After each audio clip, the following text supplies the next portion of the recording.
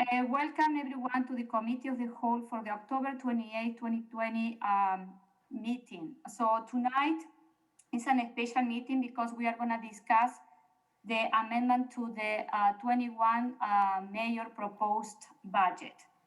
So the first item in the agenda is to call to order. So who's going to take quorum?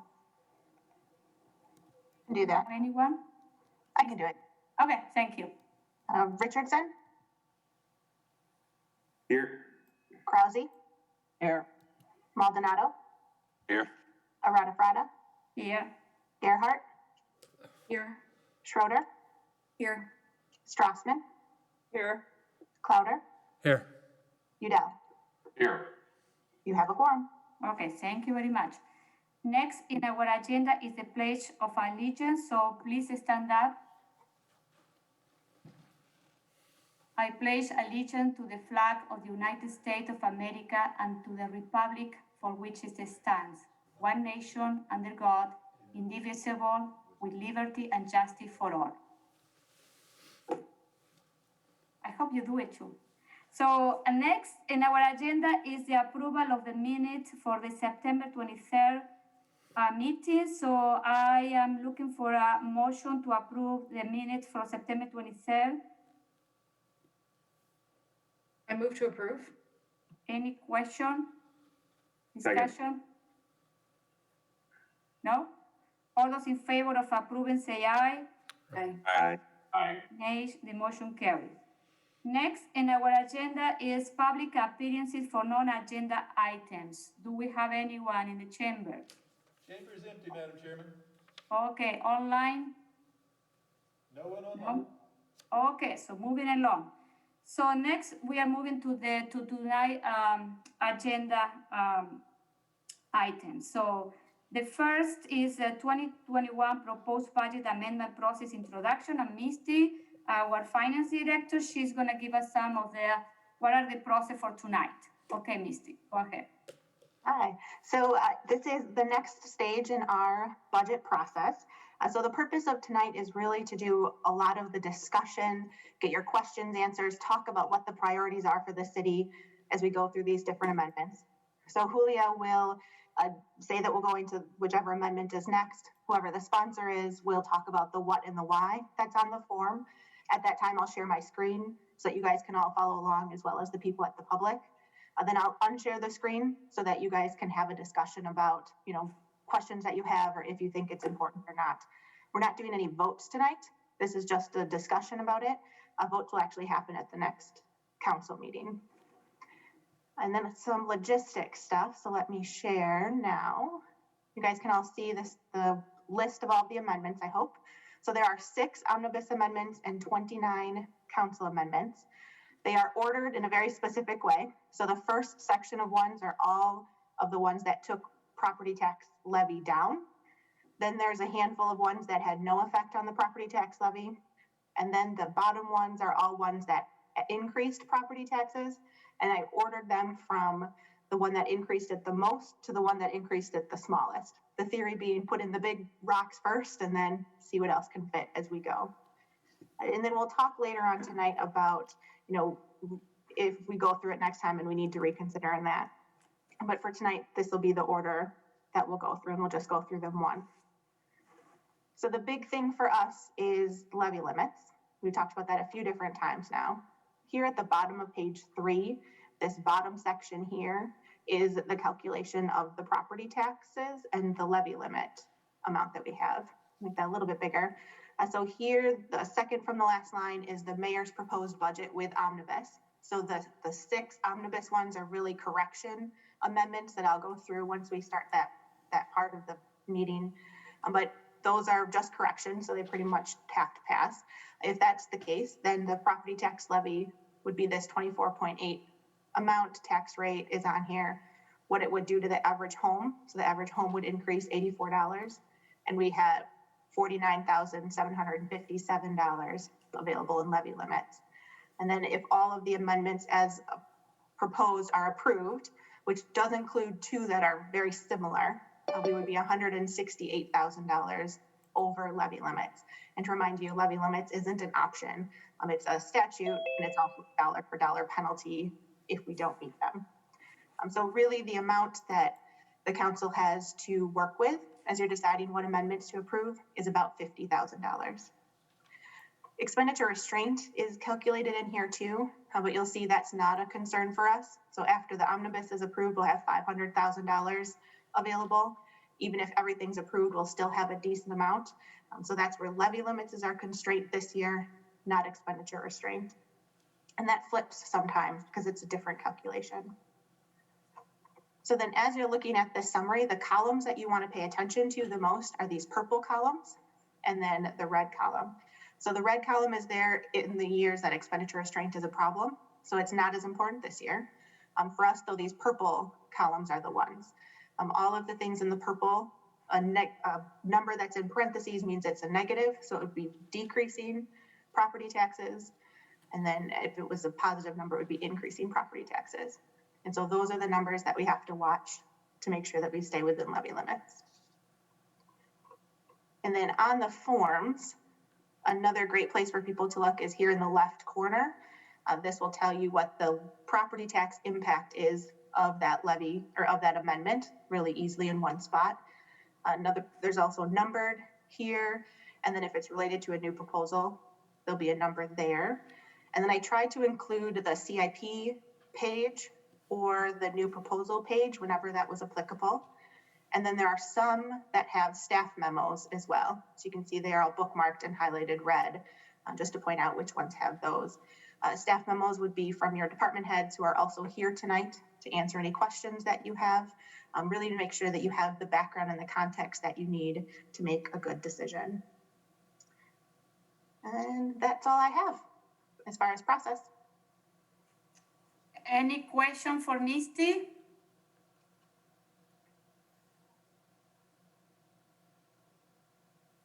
No? Okay, I don't see any question in the chat either, so, okay. So we are gonna start with the process. So Misty, you are gonna go through your amendments or omnibus amendments. Yep. So we'll start with Omnibus A. The title of this one is Adjusting the General Transportation Aid to the DOT Estimate. So at the time of the mayor's budget, I had an estimate in there that was based on the assumption that the overall aid pool was going to be decreased from the state because that aid is funded through gas taxes. And I assumed that with COVID, that gas taxes are down, and so that would be reflected in our aid. Shortly after the budget was released, we got the real estimate from the DOT, which was happily higher than what I estimated it was going to be. So this is a correction amendment in order to increase the budgeted aid to the amount that was the DOT's estimate. And that gives you $47,775 of levy limit adjustment. Any question for Misty? Okay, no question. Next one, if I may. So Omnibus B, this is to adjust the League of Wisconsin Municipality dues to actual. So this is an amount that's included in the mayor and council budget. Usually if there's a small adjustment within a department, we would just require them to absorb it within the rest of their budget. But as you know, your guys' budget is very small and it'd be very difficult for you to absorb this. So I'm including it as an omnibus for this one. So the estimate at the time when we put this together was $8,140. The actual estimate received from the league, so this is the real number now, is $8,575. So that increased the amount of property taxes needed by $435.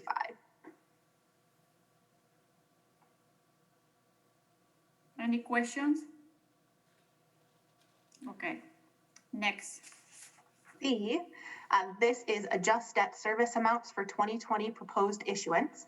So we are a little bit behind in our debt issuance timing. So we approved the initial resolutions a couple meetings ago, working through the process now to actually borrow money for 2020. The amount in the mayor's budget was based on my initial estimates before we got to even the initial resolution stage.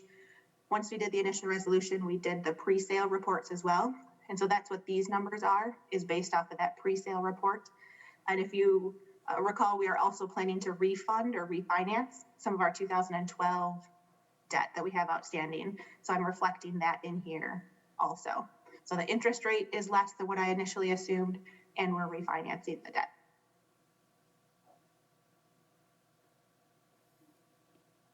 Any question? Okay, next one.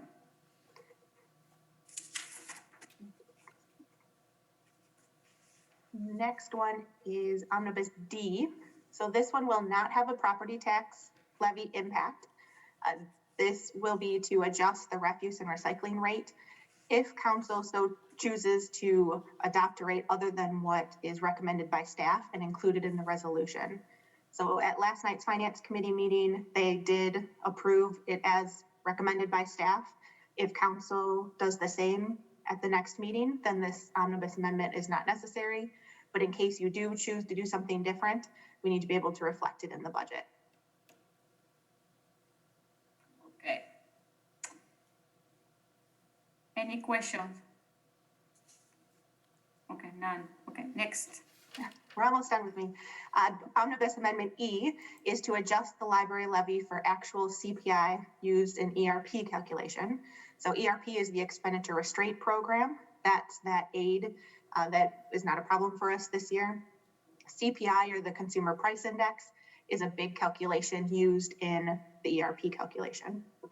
So now when we look at how much property taxes the library receives as part of our budget, our current arrangement is either net new construction, which is levy limit amount, or CPI, or the CPI plus of an amount for net new construction based on the expenditure restraint program, whichever one is less. So at the time that the mayor's budget was put together, we knew that ERP was going to be a smaller calculation, but my estimate of CPI was a little bit different than what was the final amount. So I am estimated CPI at 1.5%. It actually came in at 1.4%. So since it's the lower of the two, the library levy would be decreased by this $1,900. So the council cannot choose how the library spends their money. The council only chooses how much money in total is provided to them. And the library budget has sufficient capacity just within the 2021 budget to absorb this. So I have talked to the library director already. She is aware of the implications of kind of the arrangement and the CPI that came in lower than expected. Any questions? Okay. Last one for me. Omnibus Amendment F is also a $0 impact to the property tax levy.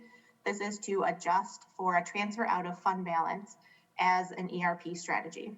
So earlier tonight, I mentioned that we have a decent amount of capacity available under the ERP calculation. And so this amendment will allow me to use a strategy to basically hold that capacity for future years. And what that strategy is we are going to take some money out of our general fund and move it to the capital projects fund. Think of it like moving money from checking to savings. So we're not levying additional money. We're just moving it between two funds, because that amount is specifically included in the ERP calculation, and we'll make it so we don't lose that capacity for future years. The thing that's unique about this one is I do request flexibility in it. So obviously it will change depending on what council amendments are approved through the adoption process. I would also like authority to make it exactly match what the final ERP requirements are when the documents come out from the DOR, knowing that this was our intention and you allow me to implement it as intended.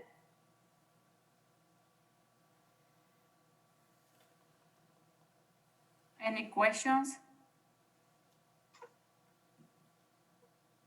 Oh, I have a question. So for clarification, we cannot use, even if we go over levy limits, we cannot use this money to cover for that, isn't it? Correct. No, this is money that we already have. We're just moving it from one bucket to another, simply to account for this calculation. Okay, so any question for me, Steve? Okay, so now we are moving along. Next is going to be our first amendment of the night. So I'm gonna call Alder Gabriela to discuss her amendment. Hi, thanks. So this one's called Reduce Unleaded and Diesel Gasoline Price Assumptions. So I looked at the budget as a whole, and there are 7 departments that budget for unleaded gas and 3 departments that budget for diesel gas. And that totaled, so each of those 2 different types of gas have a price assumption. So for unleaded gas, it's assumed that it'll be $2.71 a gallon. And for diesel gas, it's assumed that it'll be $3.01 a gallon. So this amendment was looking to reduce the budget, the overall budget for gas for the city, and doing that by reducing the price assumption by a consistent amount. So the amount I landed on was a 12-cent drop. And to clarify, that means a 12-cent drop for unleaded gasoline price assumptions and a 12-cent drop for diesel unleaded price assumptions. That brings the predicted unleaded gas amount to $2.59, and that is currently more than 70 cents higher than what gas currently is, given the lower rates during the onset of the pandemic. And then a 12-cent drop for the diesel predictions brings it to $2.89, which is still more than 80 cents higher than where it currently is today. I also had a discussion with Misty about this. I do believe there actually might even be some more room, because we don't pay, when the police officers fill up at the, or other departments as well, that fill up at the public gas pumps rather than our own gas pumps. And we do actually have our own gas pumps, which ends up creating a slightly higher cost per gallon because we cannot accommodate an entire tanker truck. We can usually take only a half tanker, which means that we pay a little bit of a premium on that. So we have our own gas pumps, but when they fill up at the public pumps, which is going to be more of a practice going forward for the police, from my understanding, they don't actually pay state gas tax on that rate, and we actually get that money back. And the state gas tax currently, according to DOT, is 32.9 cents per gallon. So it's a significant gas tax on top of that. And Misty, please jump in and correct me if I'm misspeaking in any way. And then also Misty was kind enough to do an analysis of the past year's gas for the last 4 years, how much we actually paid on average over the course of the year. And ending prices are very consistent with what we've seen even in years that weren't in the pandemic. So I'm very comfortable saying that this is a reasonable price drop that will yield a total drop in the levy by $9,555. And my hope was to apply that to the forestry position, because I think eliminating gas money to pay for a position that's going to beautify our city is a very nice use of that funding, but obviously that's up to us. So I'm happy to take questions if anyone has any questions.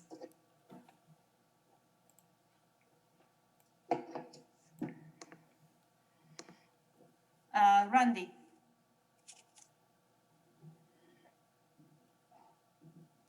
Question I have is, and I'm sorry I don't have my video on, I'm having some broadband issues. What happens if the gas prices do skyrocket for some unknown reason? Recession, so forth. I mean, we've seen it up to $4 a gallon sometimes. What do we do in that case? I can't speak to that. Misty, do you have any context for that in the past?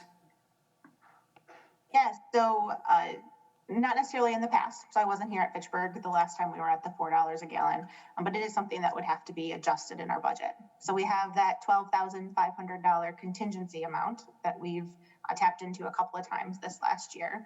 So that would be able to offset some of it. The rest of it, the council would have to figure it out. My hope is that it wouldn't happen.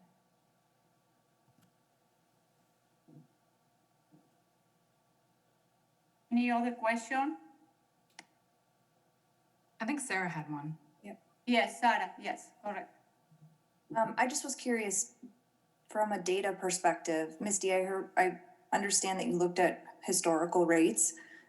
Can we apply an average to this just to understand as to how much things do fluctuate? I do just wonder, I mean, there's a lot going on that I'm nervous that we could fluctuate, pandemic, election, but I'd love it if we could apply data to just say historically, we shift so much and if we're comfortable with that? Do you have any insight into that? Yeah, so I'm trying to bring up, I have the spreadsheet if we want to share it. Is that the one you sent me, Misty? Or, I just got it up too. oh, okay, great. Let me.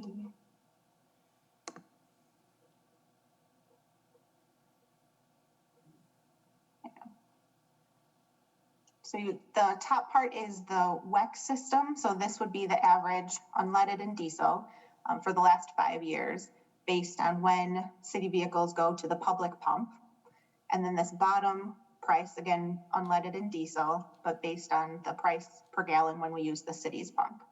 So Gabrielle, do you remember what the averages were that you had in there? It was a little bit higher than all these others.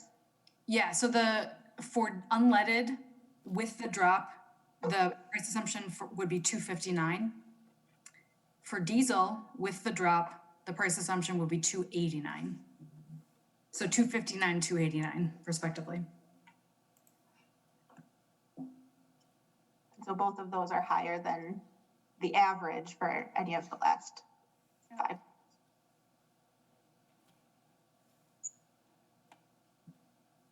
Okay, Thank you. any other question? Aaron, Yeah, I think just a comment more than anything. I think, hopefully this is an accurate thing. And I think historically, at least for the last 5 years, we've seen that there probably is a little bit room here. The only thing that concerns me is that we're still in the middle of a pandemic with unknown expenses. We saw this year, we had to come up with extra money various places. And so this is kind of maybe one of the few spots in the budget where, we will probably have some extra money next year. And so I would just be hesitant to take all that cushion away because really, I think Misty has said before, our contingency fund is a lot lower than it should be. This is kind of a backup contingency fund in a way. And so that would just be my only concern is if you take it away now, you take away that flexibility later. And, like Misty said, if something comes up with a pandemic or who knows what else, then we have to cut things that we've approved in the middle of the year, which we don't want to do either. So do I think that it's possible that this is okay? Yeah, I do. But at the same time, it does worry me that we are taking away some of the flexibility we have for the unknown. And I think we've seen right now, there's going to be a lot more unknown in the budget. And with the pandemic especially, it's not going away. can I ask a protocol question? So I remember last year it was brought to, during the budget, the mayor cannot speak, isn't it? Because we are reviewing your budget. That's not correct. I am a part of the council, so I can speak. I have the same restrictions on speaking in the meeting in a couple of weeks, the 2 times per Okay. month. Okay, no, I want to be sure, okay? Okay. Okay, any other question for Gabriela? No? Okay. Thank you. Next, we move to the amendment number 2. Gabriela. This is also mine. The title is Remove Building Inspection Vehicle Use Reimbursement. My understanding is that the city now has 3 vehicles for 3 staff members for building inspection, 1 for each. But there was still a 1,700 vehicle use reimbursement in the budget, which I believe was a holdover from past years when there were only 2 cars. And I'll take any questions if anyone has any. Any questions? I don't see anything in the chat. Okay. Let's move to the next one. The next one is Alder Maldonado. Sure. So the next 6 amendments are sort of part of a package. And essentially they are $10,000 cuts to 5 different, excuse me, I got a toddler in the background. 6 different either replacement or repair funds. either in Public Works or in the police department. The rationale behind sort of $10,000 cuts was, rather than look at one specific department or one specific fund and making sort of a large cut, to make smaller cuts to a variety of different funds to minimize impact. This one particularly is around the Public Works Equipment Replacement Fund. So you'll see that same number repeated in the next 5 amendments. And I put in 60,000 just for a $10,000 cushion, but ultimately the reductions from these funds would go towards another amendment that I put in related to a study for a community engagement study for the teen center.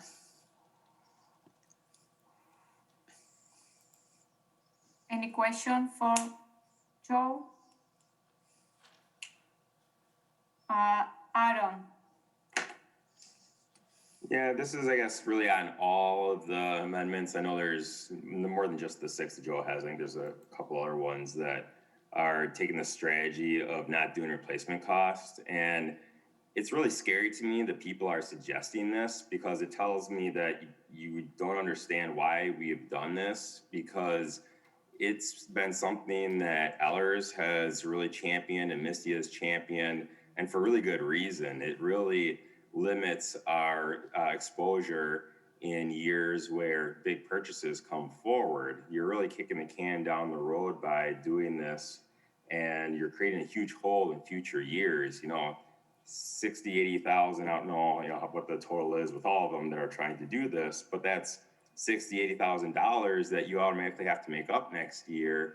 And you can see in our budget this year, there's, $47,000 that we kind of have to use right now, and hundreds of thousands of dollars of projects people want to do. So I don't know what's going to happen next year, where you're already in a hole, and we're not going to have the growth in new construction next year that we had this year. In future years, it's probably going down because of the pandemic. We've seen a little bit less. I think we'll have some growth. We're better positioned than a lot of other communities. But to me, this is just something that we can't do. It goes against what we've been doing for 3 or 4 years now, and has worked really well. When you look at someone like Madison, and they had about a $25 million, $30 million hole they had to cover. We didn't have that huge hole, and this is one of those main reasons why that happens, because we do such a great job planning. And so I understand the desire to do other projects and to fund those projects. And I'm not saying those projects are good or bad, but this is a method that really scares me and worries me, and not something that I support at all. Sarah, you have a question. Yeah, I guess my question is kind of branching off of Aaron's, but looking for Misty's advice. Would this have ripple effects in our Ellers review from Moody's perspective, or just things like that, just from and I know you called out in the finance meeting that it's not a policy, but that it is a process, and that just from this process, would this have kind of additional effects from our financial rating? So a big piece of our financial rating that we get commended on is our financial management. I would say these replacement funds has been something that our conversation is centered around lately, and they've been really impressed with them. The other thing, so the one in particular that we're talking about now is actually not a replacement fund, though. That one's still set up for individual pieces of equipment. So in this particular one, a certain piece of equipment will need to be decided to be delayed, but obviously that equipment will be needed in the future, so that it'll have an effect still in future years. Okay, sorry. So it is, just for clarification then, it's more, this one replacement wouldn't have that direct ripple effect, but it is a concern for those future saving kind of initiatives, that is a consideration that Ellers does look at and values. Absolutely. Yep. Moody's in particular, our credit agency, thinks that it's a strong practice of ours. Okay, thank you.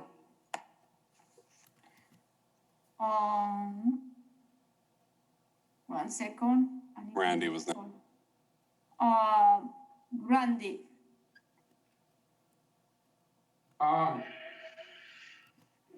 too have some real issues with the replacement funds, removing money, just from my own experience. And I think replacement funds demonstrate cost, stability, sustainability, financial. Randy, you might want to turn your camera off because I could go on for some time. I think hard to hear you. Summed it up quite well. If anybody's really interested, yeah, I'm having broadband issues. Okay. Yeah. I'll have to pick up on a conversation later. I'm cutting in and out. Sorry.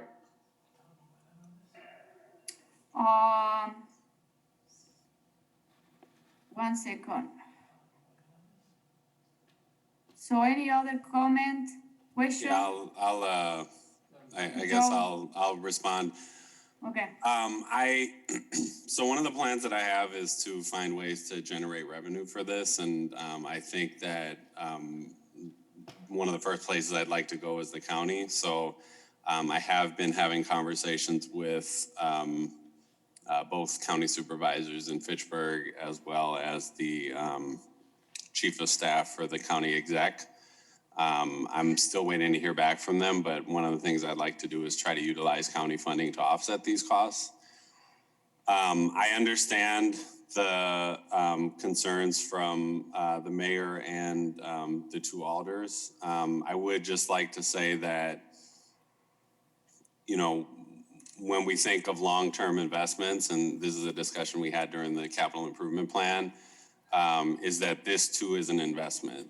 This is an investment in human capital, and you know, as you know, folks have pointed out that work for either the county or through other sort of social service agencies, it is a cost that we will bear if we don't provide, you know, space and quality programming for our young people. And I think Fitchburg, just as much as our private philanthropy and our county, you know, helps play a role in this. And I think I'll bring it up when I talk about the engagement study. You know, it's important if we do it that we have the right mechanisms in place to do it right. Joe, I think you are talking to a different amendment, isn't it? You're not talking about the replacement fund. The comment. Sure. Yeah, but I just giving context that you know, it was brought up about, you know, making sure that we're investing smartly. So I just wanted to add that context to it. Okay. I have Gabriela has a question for Misty. See, I was just hoping you could help clarify. So we're a little bit talking about amendments 3 through 8 as a block, and some of them, so people have concerns about replacement funds is what I'm hearing. So I just want to clarify which ones are replacement funds and which ones are replacement money, like vehicle replacement money. So could you clarify that? Absolutely. So number 3 for Public Works is a replacement, individual replacement. So it's based on individual pieces. The next one, the plow fleet, is a replacement fund. The next one, bike roundabout repair project, is a specific project. The parking lot resurfacing is technically a specific project, but it's split over a couple of years. So it's set up similar to a replacement fund. The city campus building is a replacement fund. And then the next 2, police and fire vehicles, are both replacement funds. Great, thank you.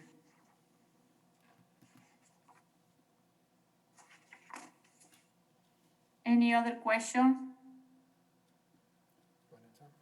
Tom's in. Tom? Yeah, thanks. Thank you. You know, I think that it's such a good project at the wrong time. Obviously, what the alder's trying to do is, which I respect, is to gain money for a project that he has on his area of the city. But with that said, I've also had calls today in reference to people calling me and asking me why different areas are being attacked and $10,000 being taken out of each one. And for the public, they should know that it's $10,000 to reduce public works, roughly. I'm not going to spell all that out, these things out, but $10,000, Misty, correct me if I'm wrong. For the bike roundabout, $10,000 to be taken out of the building system repair. Police vehicle, the fleet, $10,000 taken out. Parking lot resurfacing, $10,000 taken out.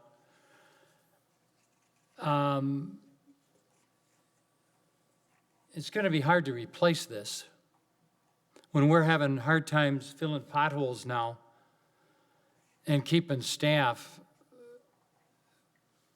updated. I think it's going to be real tough to replace it.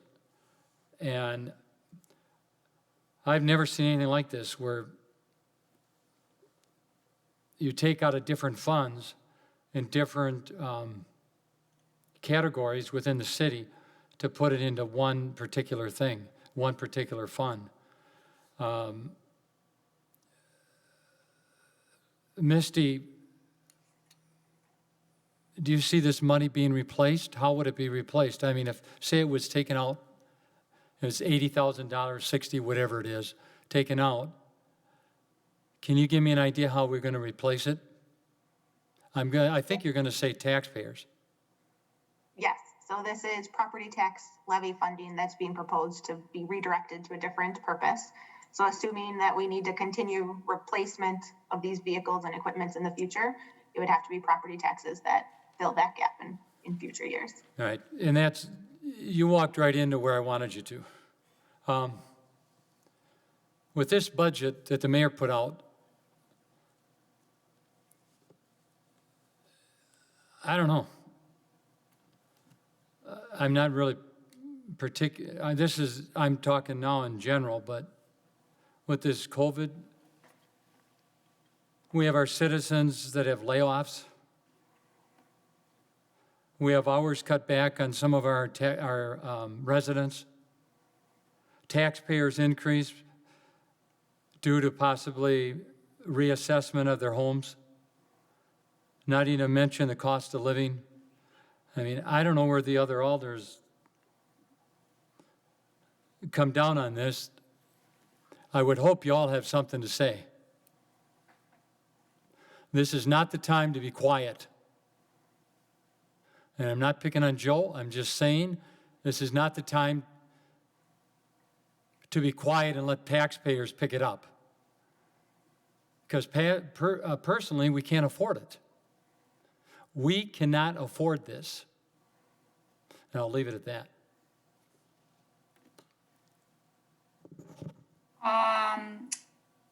The mayor has a question for Misty. Just real quick, Misty, I know not all of these are technically replacement funds that we're taking out of, but all of them, would you consider all of them to be structural deficits though? Which I know how much you hate structural deficits, but it seems to me like they would all at least be structural deficits if nothing else, creating a hole for future years. And we saw that impact a couple of years ago with the EMS ambulance, how that really handcuffs you in future years. For the most part, yes. The one that maybe not would be the bike roundabout repairs. That's a project that will have to get delayed if there isn't sufficient funding for it, which we can talk about more when we get to that one. But anything that's an equipment replacement, yes, that would be a structural deficit, and it's a hole that you'll have to fill in future years.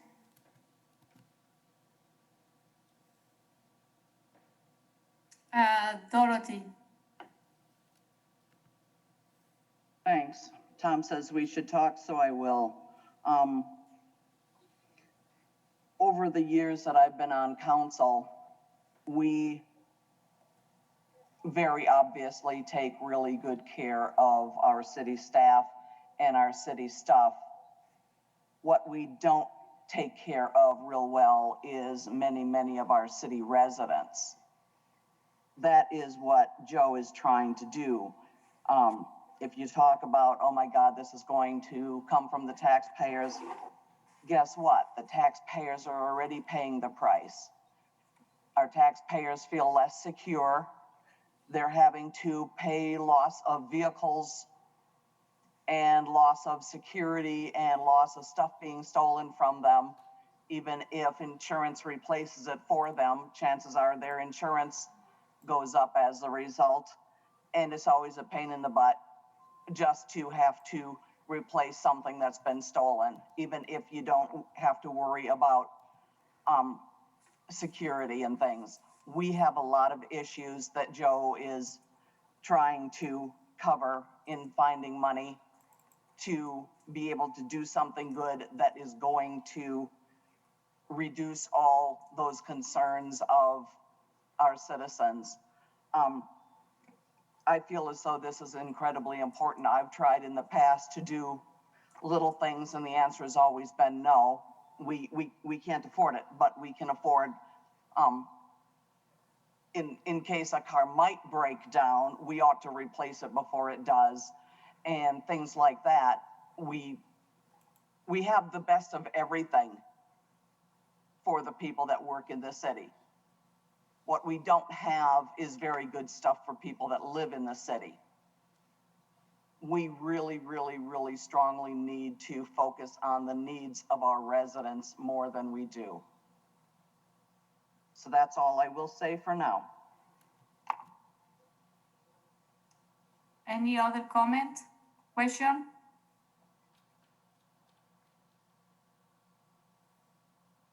No? Okay, so next, move to the next one, Joe. Sure.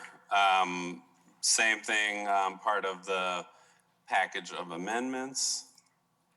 And this one will be, sorry, I just need to, this will be for the plow replacement fund. So similar sentiment to the my previous discussion. Again, and I just want to highlight Alder Krause's words.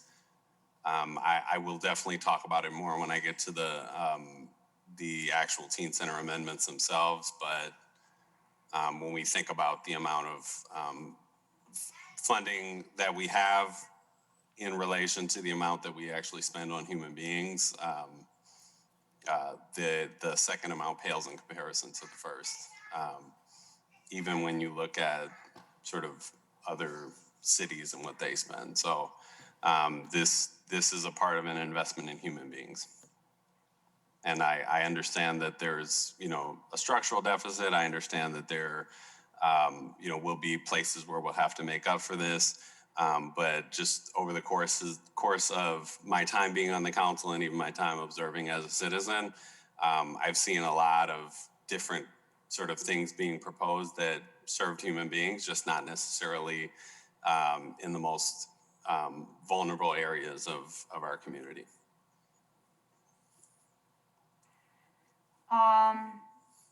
Randy, you want to comment? I do. Sorry I didn't show up. Somebody's see what we got here. Can you hear me now? Yes. Yeah.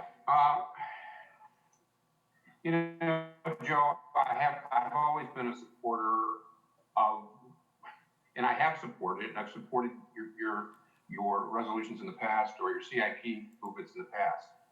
I do have some real concerns given what we're up against and with all of these amendments.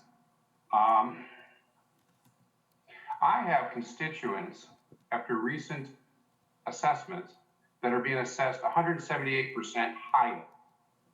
It's 178%. Then there are many constituents in District 4, rural. So I'm going to have a real hard time with many of these amendments. We have a responsibility to constituents of Fitchburg as well, the taxpayers. Taxpayers like in District 1, everyone in this city is a taxpayer.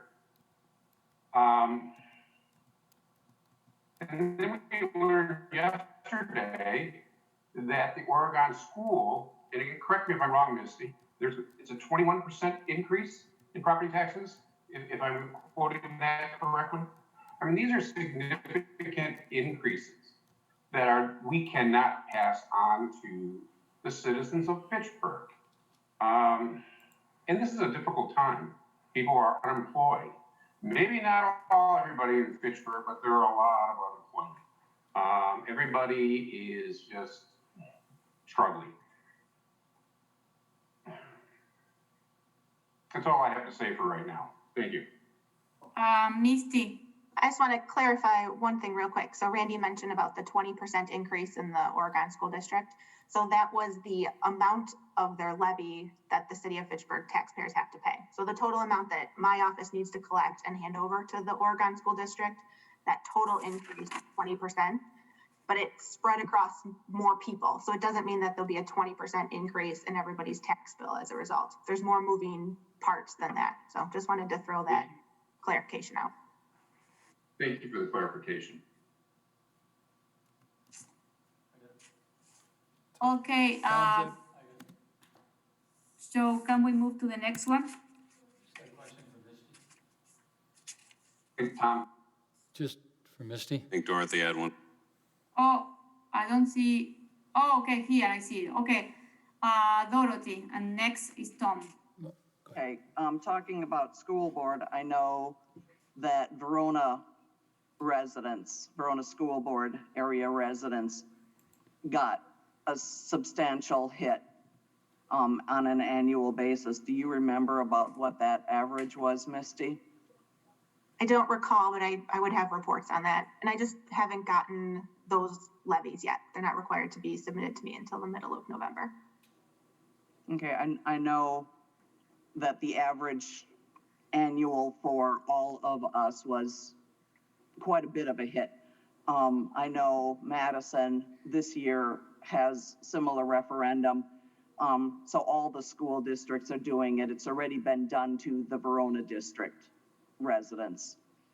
So it's nothing new. It's nothing that's a surprise. I wish the state would come through with more funding for education, but they've chosen to defund education. So we have to pay for that.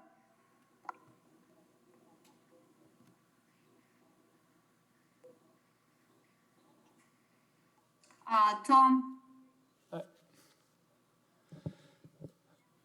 I'm just going to piggyback on Randy and Dorothy. Dorothy just took it away from me. I'm in the Verona schools, and you're right, Dorothy. They just built the new Notre Dame High School over in Verona, if you get my drift. It was one of the biggest referendums in the state of Wisconsin. And everybody in the Verona School District got hit hard, very hard. Not only was it just the school, but the athletic field, the swimming pools. And yes, some people out there watching are going to say that Epic paid for some of it. They did, but it sure hit the taxpayers very, very hard in that district. And guess who's next? The city of Madison. Correct me if I'm wrong, people that live in Madison, they're next. Theirs is huge. So there's a lot of unanswered questions, as we've stated. So I want to make a comment is the city of Verona, they went to a referendum and they, for big majority, approved that. And they knew when they approved that referendum that the taxes will go up, but they invested in education. So I want to make clear that comment that the majority of the people in Verona voted for that referendum and for that increase. Okay, Dorothy. Okay, somewhat more of a clarification. Verona is doing major project on all of their schools, not just a brand new high school. But what happened that most city of Verona residents don't understand is we were all being told, and I knew differently, and I told a lot of people differently. They were telling Verona residents that, yeah, the property tax for the schools is gonna go up, but the Epic TID is closing, and that's gonna balance it out for you. We got that rise, but we did not get the benefit of the Epic TID closing. So all we got was that big rise. And I don't remember numbers, but it was substantial. And they didn't understand that non-City of Verona residents were going to be hit harder than City of Verona residents. So that's just a clarifying note on that. Okay, so Alder Maldonado, can you continue with the next one? It's number 6. Yep. So this is, again, similar type of amendment. I will say the differences, and I know Misty may sort of add on to it. I did talk to Public Works. I talked to Bill about it. And this is a joint project between City of Madison, City of Fitchburg, and Dane County. From my discussions with Bill, it looks like we won't know sort of what the total cost to each party will be until later in the fall. And that will sort of determine what each municipality will need to pay for this. That's, I'll just leave it there for questions. Any questions? Okay, I don't see anyone in the chat, so let's move to the next one.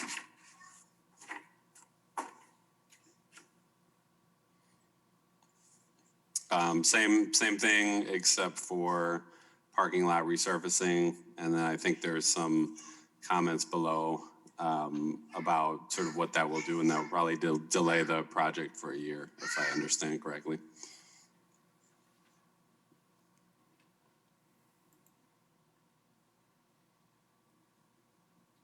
This one is number 7.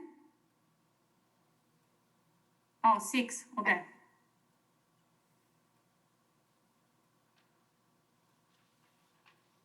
Any question? Gabriela. had one. Yeah, I was hoping for this one, I was hoping that if Bill's on the line, you were talking in your memo for this one in particular, you said that if we were going to delay the parking lot resurfacing projects, we would want to purchase something that would do some additional repairs in lieu of the, earlier resurfacing. Could you talk about what that looks like? Yeah, we'd be looking to contract out some patching for the parking lot. These are some pretty large holes that need to be patched up that we just don't have the means to do it correctly. So if we do delay it, like I said, it's a ripple effect. Some of these projects are going to be, 2, 3, 4 years out then as time goes by. So we would like, just to recognize that the means that we're going to have to make some repairs in those timeframes that are going to amount to, some significant dollars.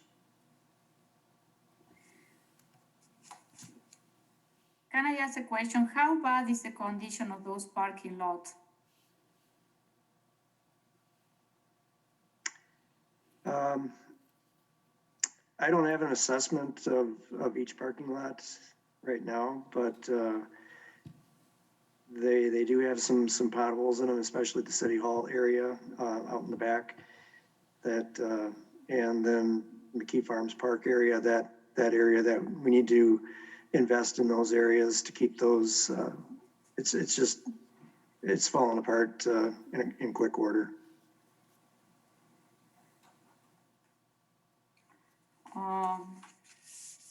Any other question? Okay, so next, number 7.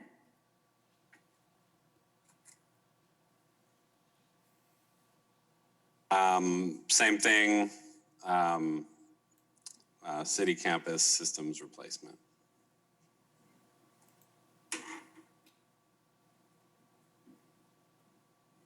No question. So next.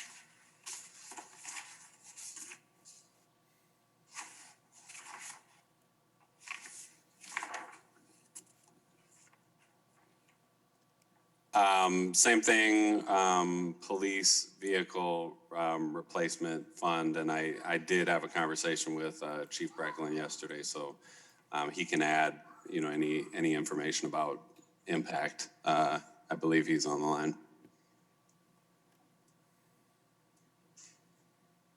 Chief, do you want to talk?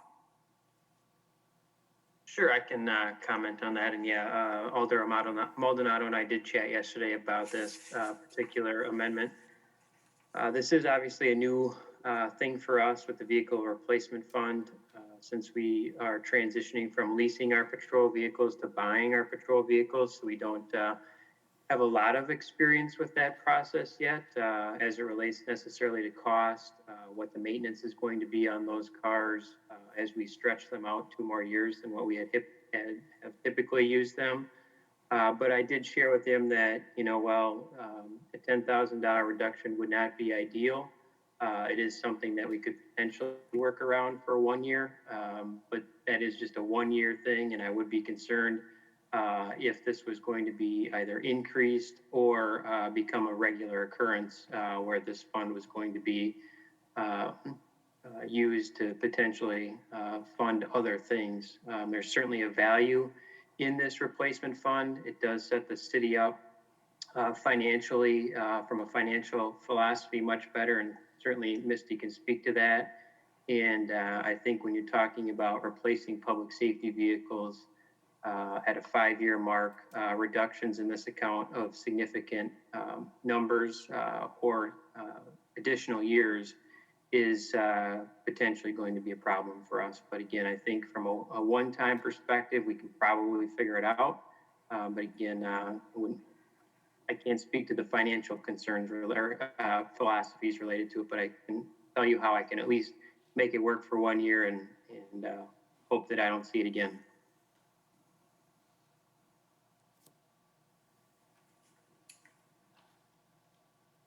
Okay, 1 second. Any other question? No? Oh, Dorothy. Yeah, my end note about all 6 of these, knowing how this balancing game works, we will have the opportunity to shift numbers around, not only within these, but within all the amendments to try and figure out how to make things work. I don't want to leave people uncertain until we get together and make decisions, but we are not looking necessarily at 10,000 from each of these. We can look at shifting things around to make things work. I don't know quite how that will happen yet, but that's the way we should be looking at it as we consider all these amendments. Any other comments? So we move to number 9, that is mine. So my amendment is to reduce the Fire Fleet Vehicle Replacement Fund, is CIP number 2299. So as I mentioned, this amendment is to reduce the fire fleet vehicle in the amount of $22,228 for 2022, and then increase it to its original amount in 2020.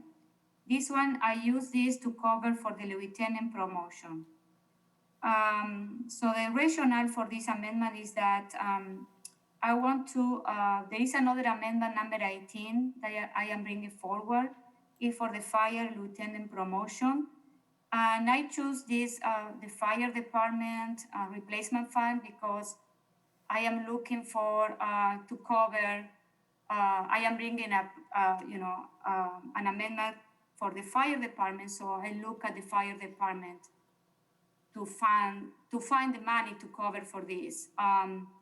This fire lieutenant promotion has been in previous budget, but not approved, but mayors. So, and I know that this one is an structural deficit. I don't need to be lecturing, especially me. And so, but what I'm trying to do here is, as an elders, we need to look for option to where the money is to fund some of our, amendments.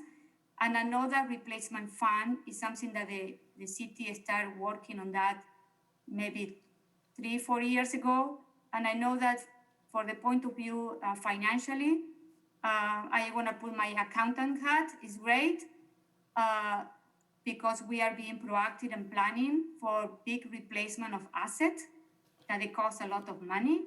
But on the other hand, those replacement funds they take part of our annual budget. And then they reduce the amount of money that eventually, in our case, we don't have as an ALDE to bring any, we don't have too much,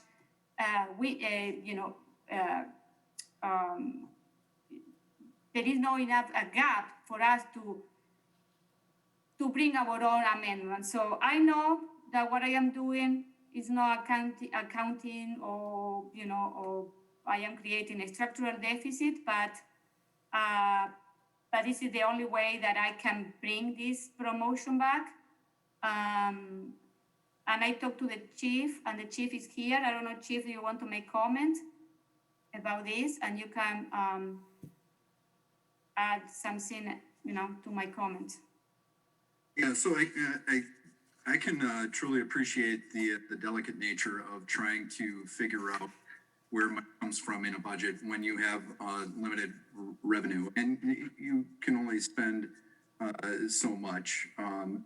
The process that I try to follow when I present these positions is with the understanding that we are part of a bigger pie, a bigger puzzle, and the fact of the matter is that our city is growing and continues to grow, and that affects just about all of your city services.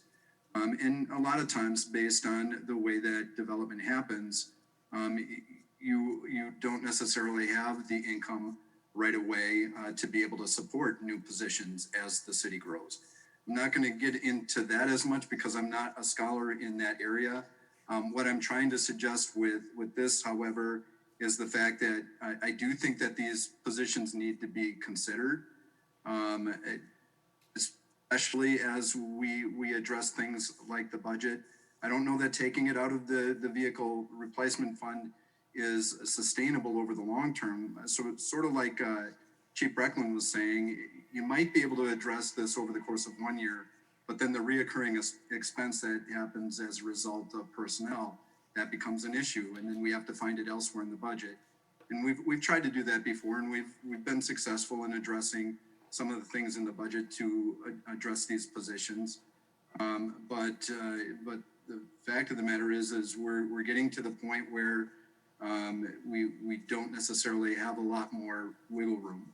So if these positions were to be introduced, and we've already taken the money out of a reoccurring fund, and that fund is not necessarily available next year if we're going to stay on track with fleet maintenance, we may have an issue maintaining those positions. The last thing that I want to do is introduce positions that have to be taken away, because that actually creates more of a problem. But we do have some potential as we start growing into the town of Madison. There's the potential for contracted services elsewhere. And I don't necessarily have the ability to negotiate, nor do I necessarily want the ability to negotiate with other municipalities. But at the same time, there may be opportunities to be able to address the service that we're already providing, and sometimes to those communities that benefit from the things that we have in place. So I know that Julia had asked for a couple of different options, and I've been going through the budget. It's once again just a similar message that you just heard, not only from the police department but probably elsewhere, is the fact that I think what I need to appreciate better is what can potentially happen and when it can potentially happen based on our ability as a municipality to pay. If you're asking for something like a staffing plan is great. I'll tell you what the standards are. And that's one of the things that I'm trying to live up to is the standards that we have within our profession. But I also have to look at the reality of it. And the reality is our ability to pay. So how does that happen? When does it happen? I'd love to have a little bit more information as far as that is concerned.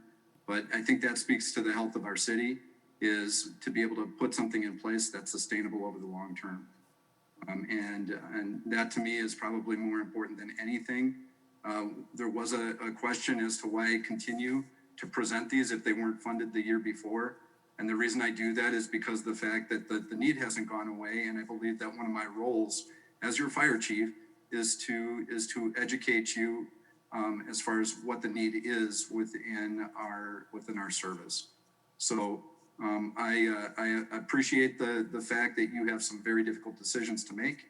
And there's a lot of good opportunities that exist in our city and the potential to serve our citizens. I think public safety is one of them for a community that continues to grow.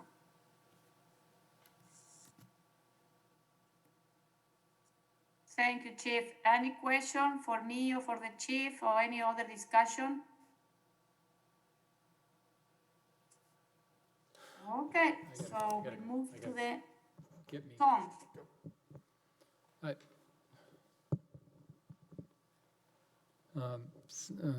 Thank you, Madam Chair. I guess I just want to state that I have great respect for both of the chiefs that just spoke, but I'm very surprised at their answers. I guess coming from a public safety background myself, I'm very surprised at your answers. The clerk even told us, read the brochure, read what's in front of you, read what's here.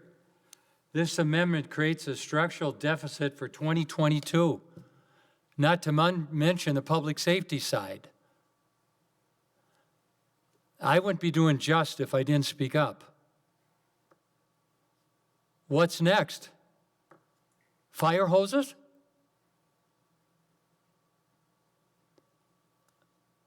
A police dog we don't need? I'm a little astounded. You opened up a Pandora's box is what you just did. That's all I have to say. Okay, thank you. Anyone else? Okay, so we move to the next one.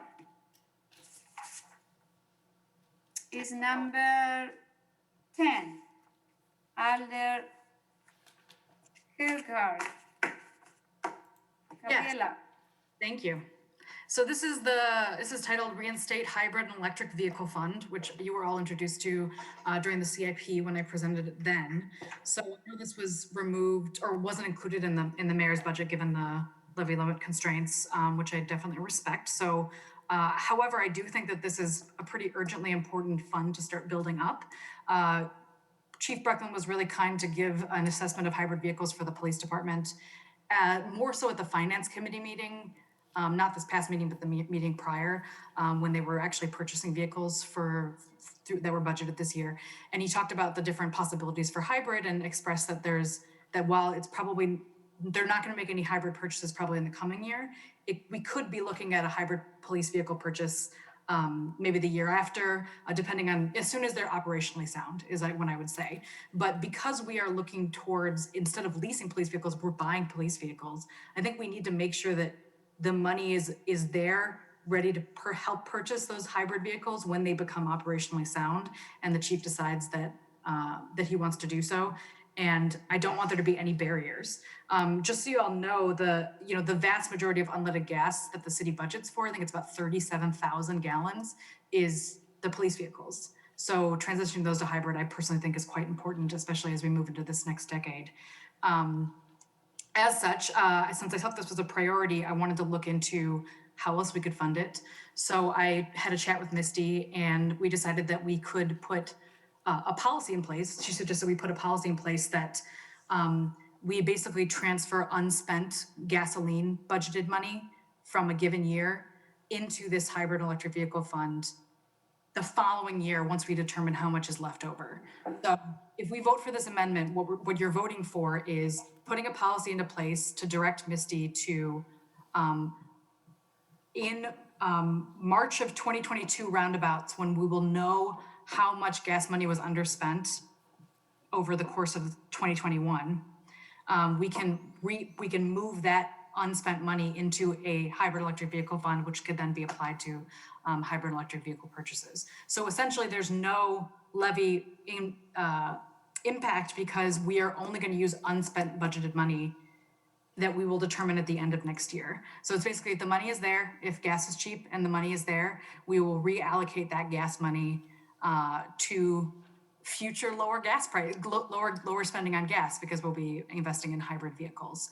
I also will let you know that I hope that we will look to pass this. And if so, we can also consider doing that for this year. As you all know, like the pandemic really dropped.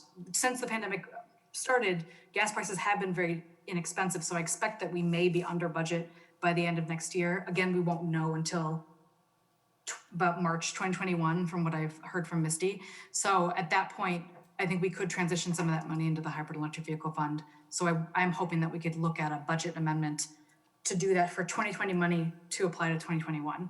So I hope that makes sense, that it's very complicated, but I'm happy to answer any questions. I have a question. So it means that this hybrid vehicle fund is going to be variable every year. It's not going to be a fixed amount. It's going to be what is left, isn't it? So it would be up to $20,000, or what was budgeted in the CIP. So the plan was to do $20,000 for the first 5 years, $10,000 for the next 5 years over the decade. So we would transfer up to $20,000 depending on what was available. So if more than $20,000 is available, we only transfer $20,000. If less than $20,000 is available, we will transfer less. But there are a couple of stipulations that are laid out in the amendment itself. So the criteria are: 1, the actual amount spent on gasoline was less than the budget. Number 2, the transfer does not cause the department to show an overall deficit. And 3, the transfer does not cause the city to show an overall deficit. So we're really looking at a situation where we would be in a good place to be able to transfer this money. And what happens if you don't, for any reason, there is no $20,000 next year? Then I guess we don't fund the fund. Okay.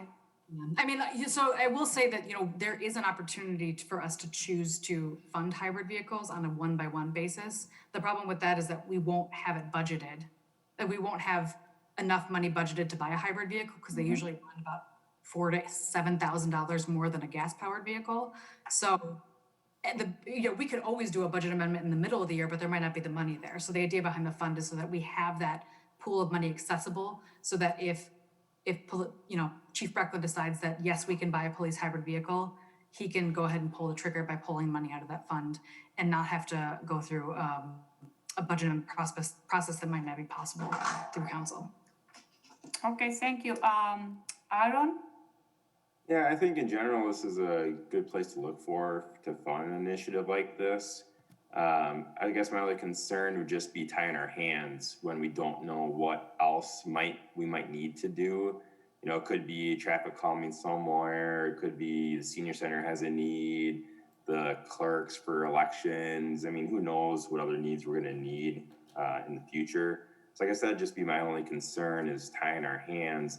And I don't know, and maybe this is a question for Misty.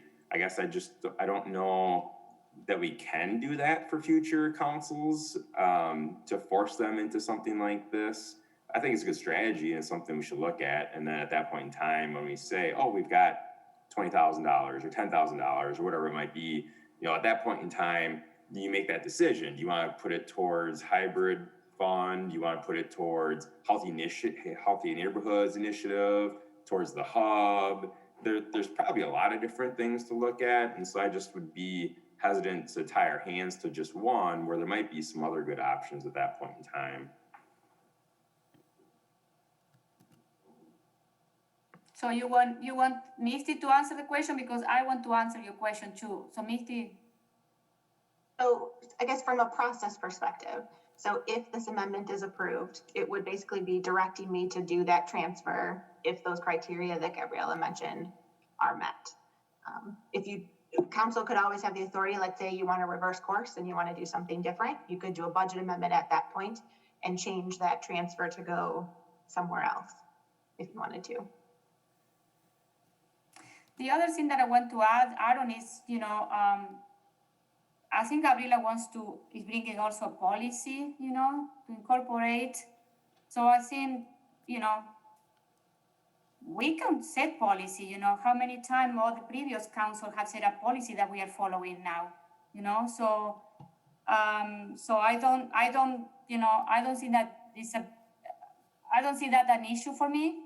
And I think that is the money, if we are looking at the vehicle, the gas expenses, we should look, I think it's a good match to say, okay, we are saving monies in the bucket and it's related to vehicle expenses, but we want to promote more as a hybrid car in the future because, one of our motto as a city is to be, we have that policy about to be green or, to use more renewable energy and all of that. So I think this one, it fits in the plan, so. Should I respond quickly or should I wait for the queue? Is that? Oh, yeah, so we have Sarah now, and then you, Gabriel. Actually, I want to comment again. Yeah, I think it went Dorothy, Aaron, me. Where is Dorothy? Oh, yes, Dorothy has a question for the chief. Yeah, I had, but I wanted to say first that we have all kinds of policies and they're basically guidelines that we try and follow. Those also get shifted around a lot. So I don't have a problem setting a policy that has some flexibility as this one would. The question that I had for the chief is what kind of studies have been done as far as how much gas would be saved? I'm presuming the cars run darn near 24/7 for the most part, but I don't know how much of that time it's running on electric and how much of that time it's burning gas. Is there studies that would tell us that? Ford has done some preliminary estimates on that, and my understanding is that the bulk of the savings do result from using a hybrid to eliminate gas use during idling. I don't know exactly what factors they utilize to come up with the numbers, but I've seen anywhere between $2,000 to $4,000 potentially in savings. I think they're saying it annually, but I'm not positive about that. Right now, as I relayed to the Finance Committee a few weeks ago, the hybrid patrol vehicles are just not there yet. The City of Madison has 27 of them in service. Dane County Sheriff's Office has a handful of them in service. And the resounding feedback from both of those agencies is that those vehicles are just not ready for patrol use yet. And they're having a fair amount of problems with those hybrid vehicles. So I'm not sure. I mean, we looked at it pretty hard to make a hybrid purchase this year with our K9 vehicle, which of all the vehicles probably idles most significantly due to the climate control needs of K9 Drago. But it just wasn't there. I'm not sure when it's going to be there. I'm hopeful it's maybe in a couple of years, Ford will have worked out the kinks on those things and they'll be there. It's possible we could use hybrids for our fleet and admin type cars, but those cars aren't idling. Those are really just used to go from point A to point B. So that the savings wouldn't be quite as significant there as they would be on the patrol side. And, to add hybrid to a fleet vehicle, we looked at again this year as well, and that was probably about a $7,000 to $9,000 premium over the cost of a comparably equipped gasoline vehicle that met our needs. So we're open to it. I applaud what Gabrielle is trying to do here in order to help close those potential funding gaps there. But it's just not quite ready for the police use yet.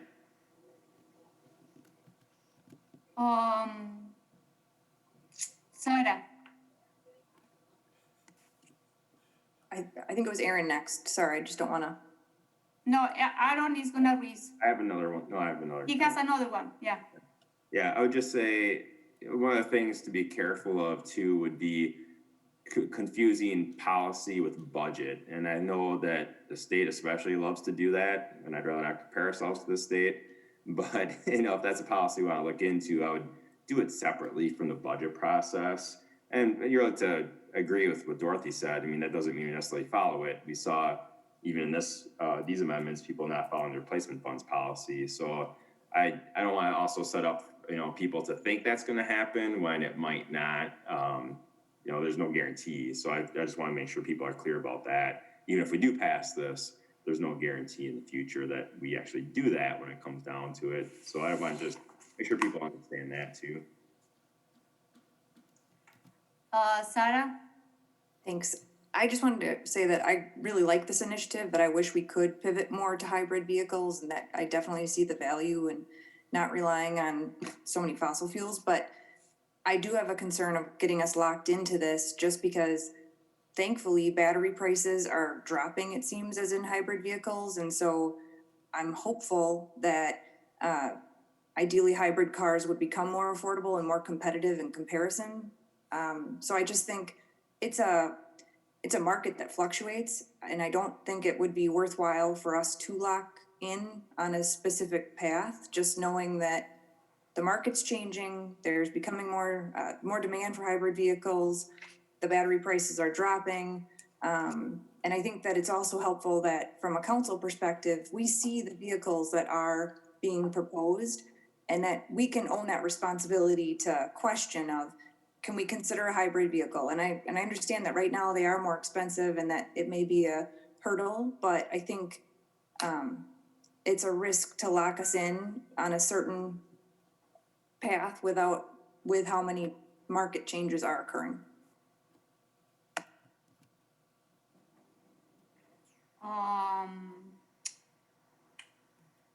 Gabriela. Okay, great. Yeah, so I appreciate that comment. So just to clarify for the fund, it's not directing that every single purchase has to be a hybrid. It's really that it enables the department that is considering a hybrid to be able to pay for it. So it's just it just opens up the possibility. Because right now, we don't know what an individual budget year is going to look like. We don't know what's going to come up in a month.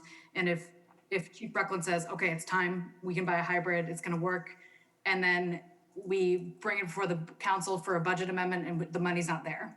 But if we have the hybrid electric vehicle fund, it will be there, it'll be ready to go. And we might not use this for a couple of years, but my hope is that we build it up and it'll, create that possibility. I'll also say that electric vehicles are also, I called it the hybrid and electric vehicle fund. Maybe the building inspecting team would be able to use an electric vehicle. Maybe that would help a lot. I'll also say that another point that came up in the discussion about the budget, the gasoline price assumptions, was that, the concern about if prices rise significantly and what that looks like. So I will say that while I'm not concerned about that next year, given my personal opinion about what's going to happen with the pandemic over the next year, I will say that, gas prices will rise next 10, 20 years, 100% gas prices will rise. And when you look at the amount of gas we use, I think we shouldn't wait to start building up a hybrid fleet, because I think what's going to happen is suddenly prices are going to rise and then the budget gets tight again with that. And at that point, you really don't have money for hybrid and electric vehicles because you're trying to make up budget shortfalls for rising gasoline prices. So and I guess the reason that the philosophy behind this amendment is that right now maybe the only lucky thing about the budget this year is that gas has been really cheap. Like, we're not lucky in any ways this year with the pandemic, right? It's been a terrible year, but gasoline prices have been cheap. We are lucky in that regard. So if that money exists, I think we should pay that forward to future years, because gas is not going to be cheap forever. But if we invest in hybrid electric vehicles, that's going to cause savings down the line. But we shouldn't wait until gas prices rise for that to happen. And this kind of gives us a way to use money that exists, that we're not pre-planning for it, but when it exists, we invest it for future gas savings. Thank you.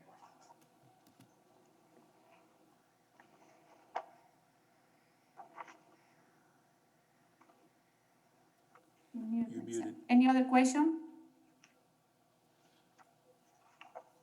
Okay, thank you, Gabriela. Next, we move to the next one. It's number 11. And Gabriela, it's yours. Yes, so I think the reason I wanted to say this is it's pretty self-explanatory in the writing of the amendment as well, but I'll just restate it verbally for anyone that's watching tonight. So this budget is to increase stormwater vegetation management. It's a specific line item in the stormwater utility budget, and the budget comes from stormwater utility, which is why you'll see that this has no levy effect, but the finance director does mention that this could potentially be part of an overall rate increase for stormwater management. The impetus for this amendment are a couple of reasons. Number one, stormwater has been a huge issue that I've heard about since I've started in this position. And I know it's a concern in District 2, it's a concern all over the city. So this is obviously like a very, very relevant issue for the city. And climate change projections, which we talked a little bit about at the Lake Barney presentation, it's gonna look like larger rainstorms, larger, more intense, high volume rainfall storms, and more rainfall overall over the course of the year. So stormwater management needs multiple prongs. It can't just be the stormwater infrastructure. We need to make sure that water is infiltrating into the ground as well, because with those high intense stores, we need as much ability to control stormwater as possible. And the other thing is that we have a great stormwater engineer, and we've had conversations in the Resource Conservation Commission about she's working on a stormwater vegetation management plan. So actually looking at kind of a policy for the city about how we incorporate vegetation management into our stormwater planning, which I'm really excited about. And she's obviously working on that probably sometime over the winter. We might see something next year. And so I want to make sure that the budget is available to invest in this, because you're looking at potentially $5,000 to $10,000 for a single vegetation management plan for an area. And it takes consistent investment, because if you start planting native vegetation and you don't consistently manage it for the first 5 years, you can get invasives to come in and choke them out. So you have to consistently invest in those vegetation in order for them to literally take root and make sure that it functions the way it's supposed to function. So I think funding this fully is very important. And then I will say that just generally the reason why you plant native vegetation, which is, I believe, what the main strategy of stormwater vegetation is, you plant native vegetation. The reason you do that is because plants have deeper and more extensive root systems. That results in greater infiltration, so that water can go into the groundwater table, reduces erosion, which helps with water quality, which is another aim of the stormwater utility, and it just filters pollutants better as well. So it's an investment, and that's why I brought this up. Happy to answer questions. I have a question, Gabriela, for you or Misty. So I want to understand why there is no levy effect. So does it mean that we have $40,000 extra in the stormwater fund?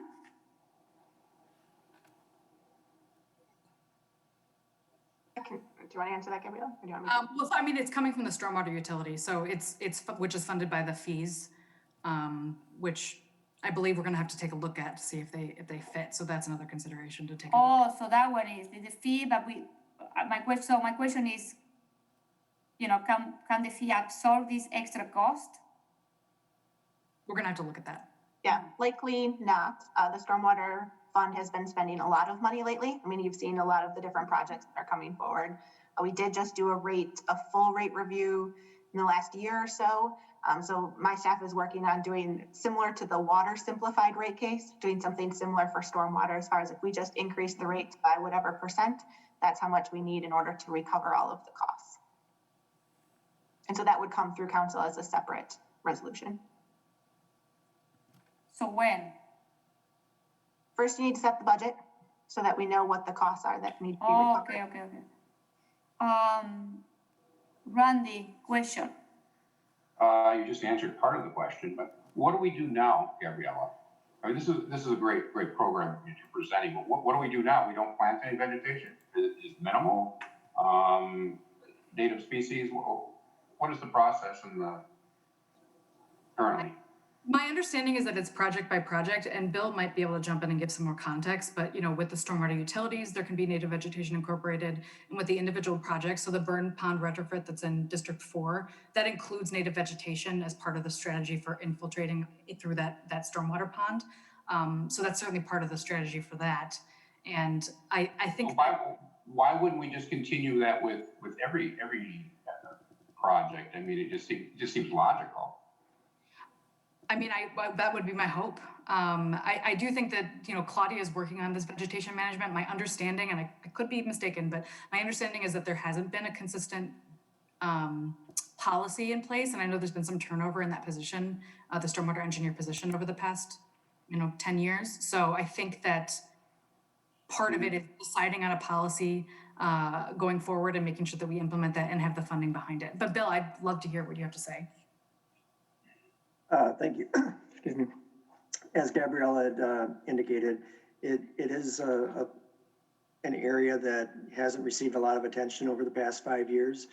We've got over 93 ponds, and as we brought them online with new native vegetation, we didn't also invest in the maintenance of that. So some of those have gone wild, and we need to get them back on track again. The plan that Claudia is putting forward, our stormwater engineer, is one where it's a comprehensive look at everything. We do need to increase the budget to maintain the existing, and then keep the ones that have been brought online in a good maintenance order.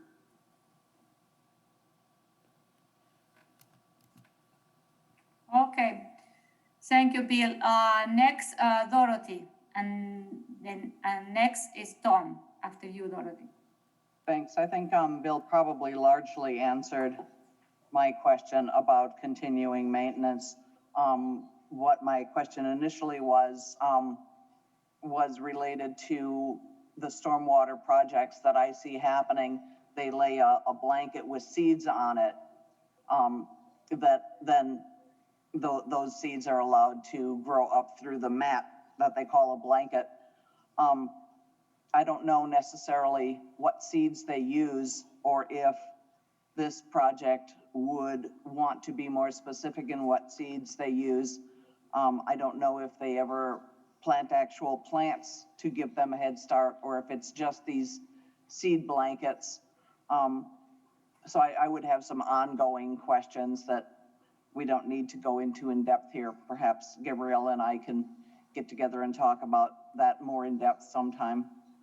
Yeah, just because there are so many questions, what I can do is I can ask some of these questions to Claudia, our stormwater engineer, and get some more information about stormwater vegetation management from her perspective going forward in the city, so that we have some context leading into November 10th. And I will aim to send that out to the council in advance of the November 10th discussion, and we can then have that conversation on the day as well. But just so you know, I will plan to do that. Cool, thanks. Okay, Tom.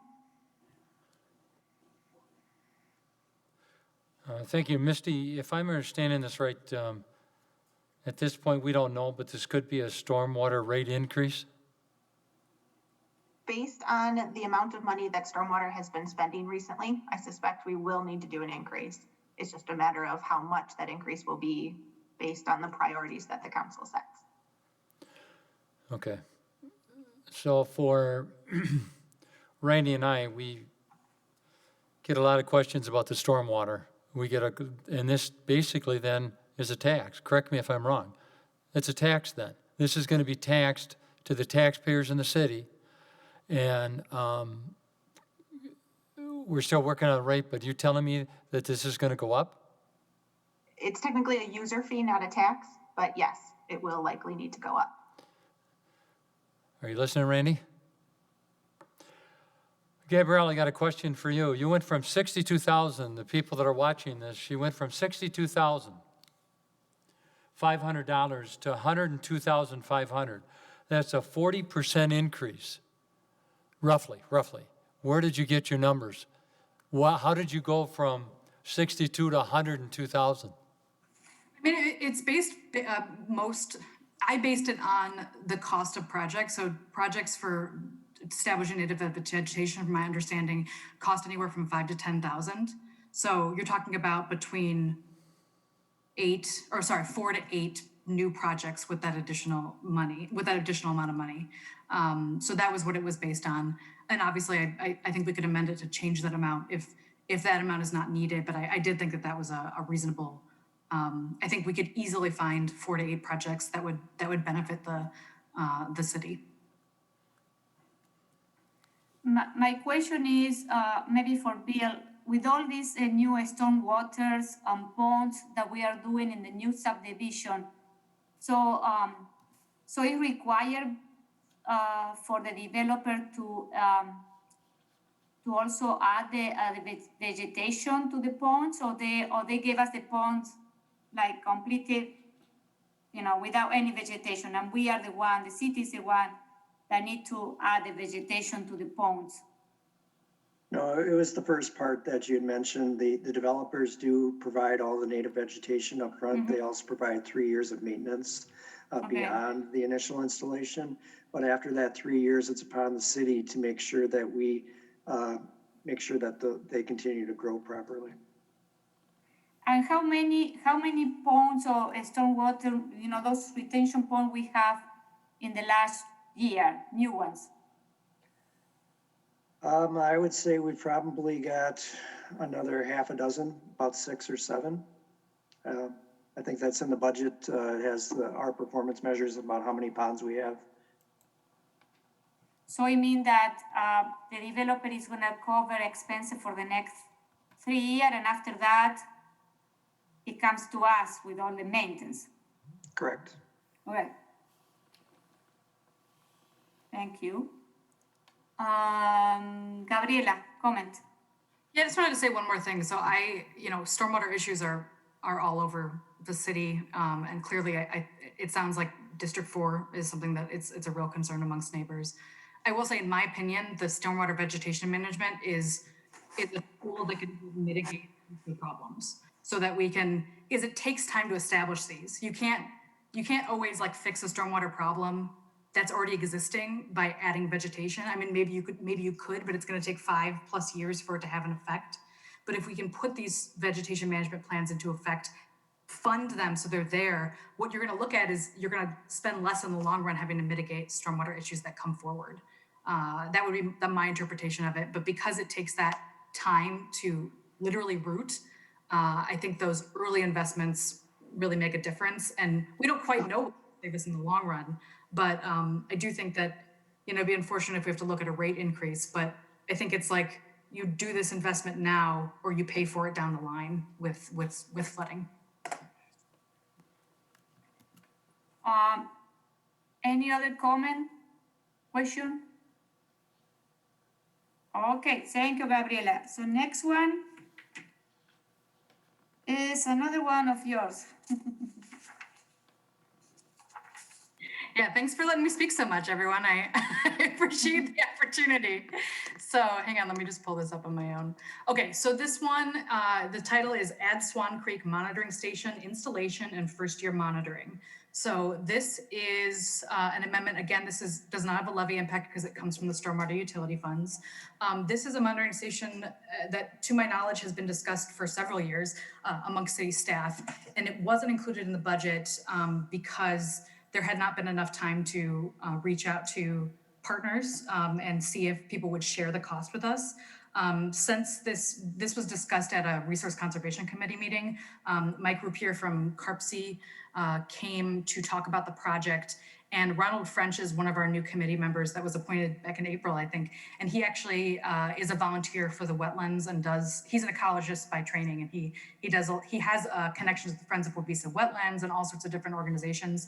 So he started going out and in contacting these people and getting commitments to help support this station, because there was a lot of, it is considered very important that we do this as soon as possible. So if we don't put it in the budget this year, we're not going to be able to install the station next year. And that one lost year of data is very concerning. So that being said, the very top section of the amendment lays out what we are looking at currently. So the initial station installation costs $15,000, and then a year of sample analysis costs $20,000. So for first year, we're looking at a $35,000 cost. Subsequent years, $20,000 cost.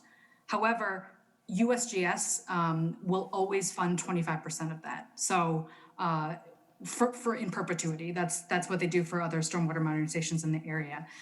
On top of that, we have other interest groups that want to help. So we so far have those commitments from USGS. The town of Dunn is hoping to contribute $5,000 towards installation, $2,000 per year towards operating costs. The Lake Wabeesa Conservation Association has pledged $2,000 towards installation. I've spoken with Alder in the city of, the village of McFarland, and she's going to put a budget amendment to include support for either the installation of the monitoring costs for next year at least. And then we also have some other asks out to other organizations that we think may come through. On top of that, we have a lot of advocacy organizations that will provide volunteers so that we don't actually have to pay people to actually take the samples to and from the monitoring station. So that will reduce the operating costs down from 20,000.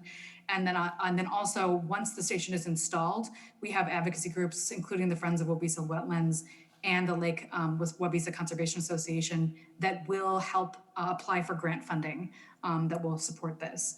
And so in terms of that's kind of the logistics of it. In terms of why it's important, I've included some supplementary documents from CARPC, a resolution from CARPC and the Lake Wabeesa Conservation Association, and also the town of Dunn, talking about their commitment to us to this.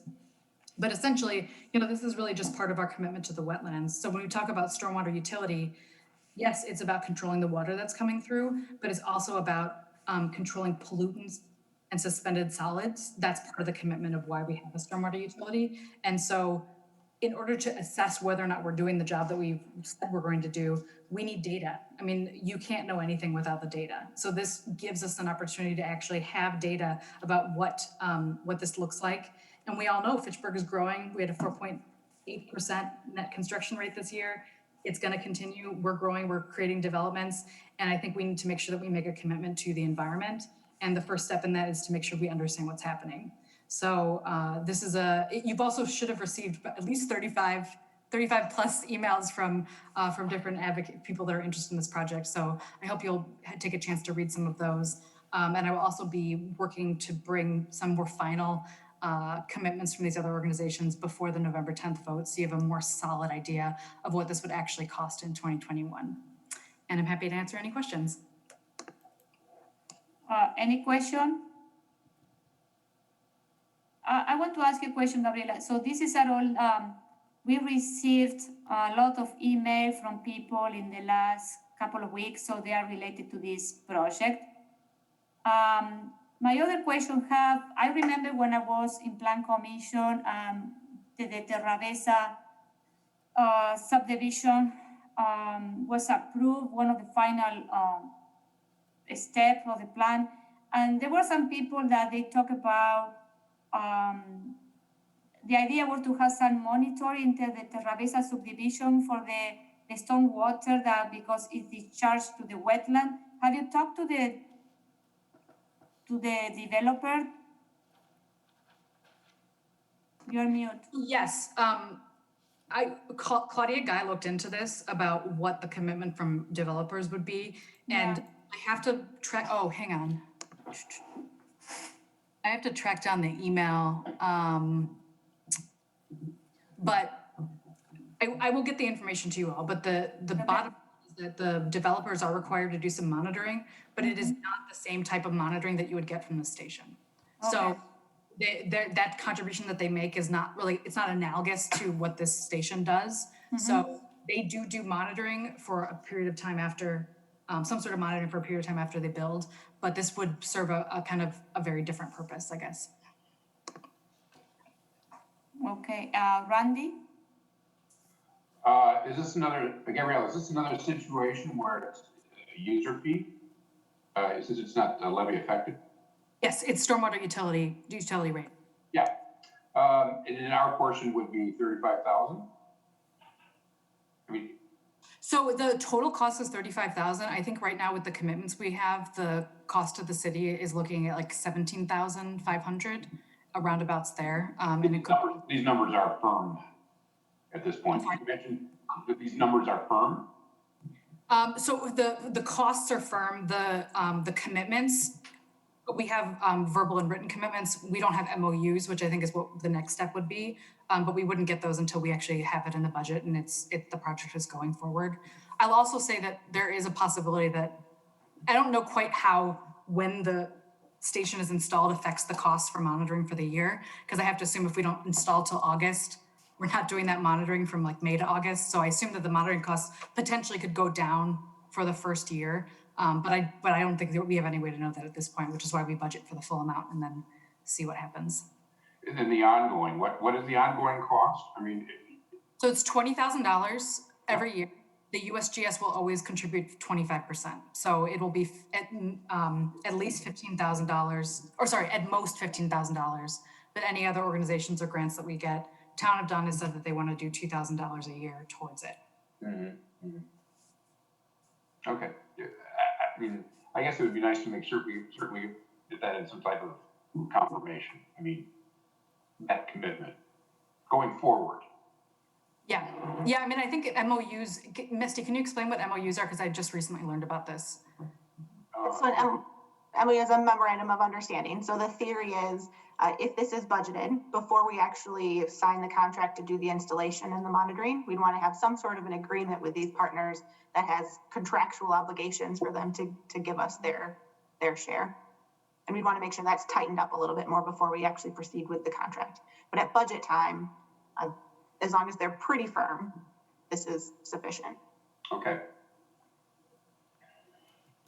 I have a question, Gabriela. Why is so important to do this monitoring?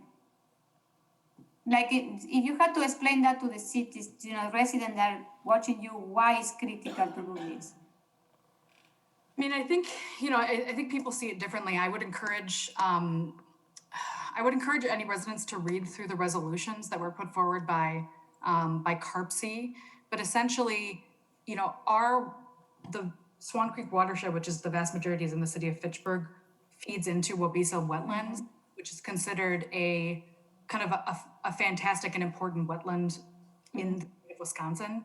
And there was actually a study that was done assessing land use impacts and promoting community engagement in the Wabisa wetlands.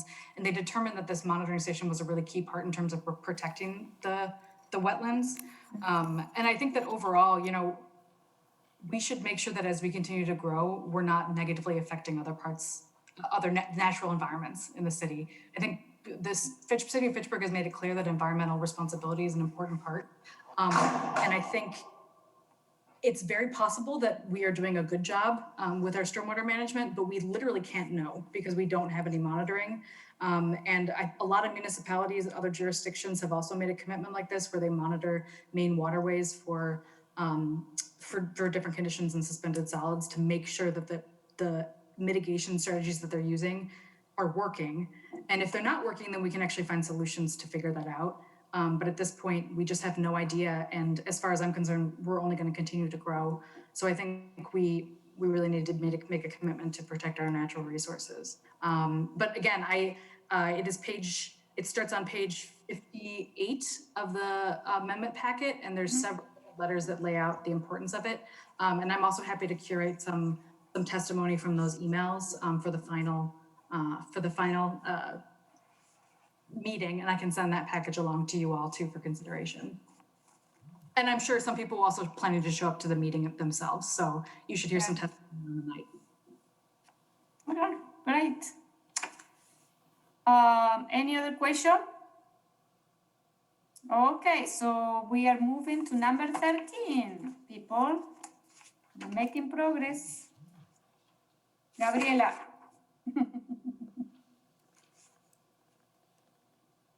You're mute. Okay, so this is the last time I'll be talking for just a little bit. So for this amendment and the following one, I actually have decided to withdraw them on the actual night, so we will not be voting on these.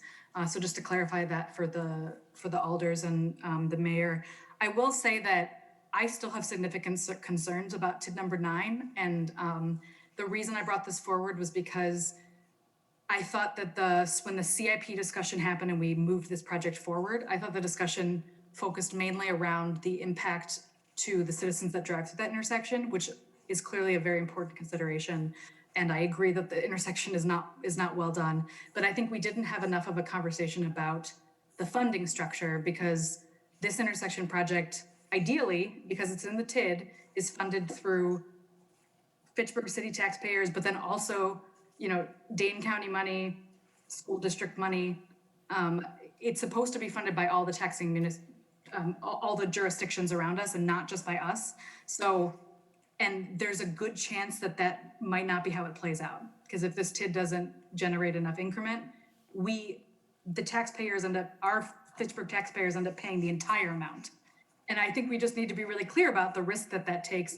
Yes, we're not going to know until maybe a couple decades down the road, but we could get into a situation where we come down the line, we decide to build this more expensive version of the intersection, which I agree is better because roundabouts are better environmentally. But I do think that it's risky to push it this early, before we know the valuations of the two major projects in the area, Sub-Zero and Promega, and before we have a better sense of what this TID's going to look like long-term. However, that being all said, so that was why I brought this forward. I had some conversations with Bill Balke and Mike Zimmerman, and there are a lot of benefits to timing it in this way, and also the potential for money from the state to help support the project. So that being said, I think given a pros and cons list, I think the pros slightly outweigh the cons, and therefore I've decided to withdraw them. But I'm happy to answer any questions if you need, but I will plan to do that for amendments 13 and 14 on November 10th. Okay, thank you. 1 second. Do we have a comment? No. Randy. Randy? Oh, yeah, Randy. Okay. Yes, I'd like to thank you for withdrawing these two amendments, Gabrielle. Yes, they are a risk, but I think everything on this agenda is a risk. So, it depends on how one looks at it. Anybody who drives this area, and I think most of Fitchburg drives this area. They go from Verona to the east side of Fitchburg. You just tackle it during rush hour. It is a nightmare. I mean, rush hour maybe not so much now with pandemic, but you'd be surprised in today's world. But we have. This is going to be a very pristine area once the development's done, and I think we need to continue with the infrastructure as well. So again, I thank you for withdrawing. Okay, number 15, Alder Maldonado.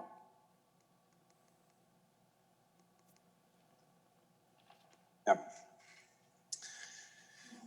So this is an amendment that would reinstate the teen center into the 2021 budget. It was approved by the council for the capital improvement plan. One of the major differences here is that it's a different building. So as you know, the original building that I had looked at is now going to be a restaurant, Little John's. And I had a conversation with Dave Heidi pretty soon after it happened, which led me to do some exploring. And there's actually another vacant building 2 doors up, the former Roughing It and Style building. on Verona Road. I've taken several tours of it, met with the owner, actually have a letter of support from the owner that I can forward to the council. And I've also had a couple of youth serving agencies also walk through the place as well. The property is a little bit smaller than the first one. However, it is a little bit less expensive, and it's also, or I'm sorry, it's slightly more expensive, but it's also got many of the similar amenities that I think would be ideal for use for, you know, that type of a center. I've, you know, presented to you research in the past that sort of shows whether it be in Dane County or at the state level or nationally that, you know, speaks to the need for a space like this, to the need for out of school time, specifically in this neighborhood, and 3, just the benefits for out of school time, not only in terms of protective factors for youth and development, you know, of young people into the future, but also the reduction of risk factors for youth as well. And I don't need to rehash all of those things because you've all heard it either from me in writing or from, you know, residents of this community. And last night, of course, you heard somebody from, you know, our human services that also spoke to that need. The plan for this space, as written in the amendment, is that I would like to look into opening up a process in which any interested youth serving agencies that would like to use the space for a small rental fee would be able to do so, which would ultimately offset some of these utility costs that you see included in the amendment. I've had at least 2 organizations, and I won't name them right now, I'll wait for their sort of formal support, that have expressed interest in using this space. I've also spoken with several either philanthropic organizations or, you know, sort of corporate entities that have also expressed interest in providing that financial support, you know, for agencies that may need it as well. Part of the amendment, as you see written, is, you know, will be achieved through long-term borrowing. As you recall, we approved in the CIP a reduction in the size of the police station, and that, you know, sort of adds some, you know, funding long-term to be able to put towards this, as well as the fish hatchery hub. And, you know, for the costs of utilities, maintenance, et cetera, again, this is where I think our philanthropic community, as well as our nonprofit partners, can really chip in and, you know, bring down a lot of these costs, as well as the, you know, possibility of applying for grants, county grants, federal grants, private grants. And I one in particular that I'm interested in the city applying for is the Dane County Community Development Block Grant Fund. If you recall, Fitchburg, along with all the other municipalities in Dane County other than Madison, share a CDBG fund, but we haven't gotten those funds since the establishment of the Boys and Girls Club. So I think we're overdue for, you know, seeking those funds out. Again, just want to reiterate what I've said earlier. This is an investment in human beings. When we look at the amount of money that we spend on, you know, again, our most vulnerable populations through services, it's minuscule in comparison to what we spend in other areas of our costs of the city. And this is bold, this is different. And I know it may be scary for some folks, but when you think about the long-term benefits in terms of what this will do for young people in our community, what this will do for families in our community, what this will do in a neighborhood that really lacks any type of, infrastructure such as this, it's a really important investment. And I think history will be kind to us if we move forward on it. I know one of the concerns about the A1 furniture building in the past was the lack of green space. This building actually does have a significant amount of green space. And I've, in conversations with, folks who have checked it out, I think you can do a ton of things with it. You can make, it into some sort of, urban garden, some sort of a basketball court, field. And I also think there's a great potential for this to be a part of a corridor of service for this area. I read through the Anton Drive redevelopment or the Anton Drive study, and one of the pieces in that study was, having space for youth. We're going to have a restaurant here. Hopefully we'll have, some more businesses, up on Williamsburg Way. You have a church, and you also have the Catholic Multicultural Center. I almost envision this area being something similar to what you see in South Madison. And I think if our city takes the step to put some sort of investment in, as well as, looking to philanthropy and other government entities and our schools, that we can, really change the face of this community. I'll leave it at that and open up to questions. I know that there were some questions from constituents as well, but I'll start with alders or the mayor. I'm gonna ask a question. Okay, so I received an email from a resident in my district with some specific question, and one of the question is that, so why do we need to have a teen center when we have the multicultural center and the Boys and Girls Club 2 miles away? What is this?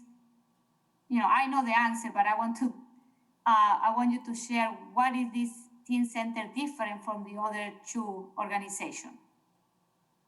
Sure. I think the primary use of the Catholic Multicultural Center it leads more towards workforce development programming, and I think it would actually be a complement to this. As far as the Boys and Girls Club, and I've mentioned this in our CIP hearings, there's a very limited capacity for this specific age group, and most of the programming in this, in the club, as well as most community centers, focuses on younger children, elementary and middle school, which is a needed investment. But there is no place in all of Dane County that's dedicated to teens. Teens have different developmental needs. They have different space needs. Again, as somebody who's worked in youth development my entire career, and somebody who has, 2 children of different ages, teens need something very specific and different. This could also be a place that has, benefit to other parts of the community beyond Fitchburg. The other question that I want to ask, and then Dorothy, you're next, is I don't see any build-up cost for this project. Yeah. So I left those out. I didn't want to be too ambitious here. I think if we do spend this year, as a test site, again, a socially distanced test site, you'd obviously have to have a lot of safety precautions.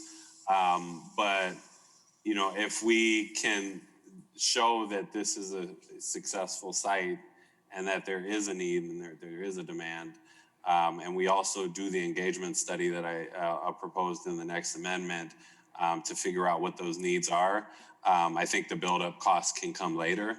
That's why I did not include those costs in this year's budget. I know we have a lot of expenses. We have a lot of different, burdens on our taxpayers, and I respect that, which is why, I scaled down some of these costs from what they were in the capital improvement plan. Okay. Dorothy.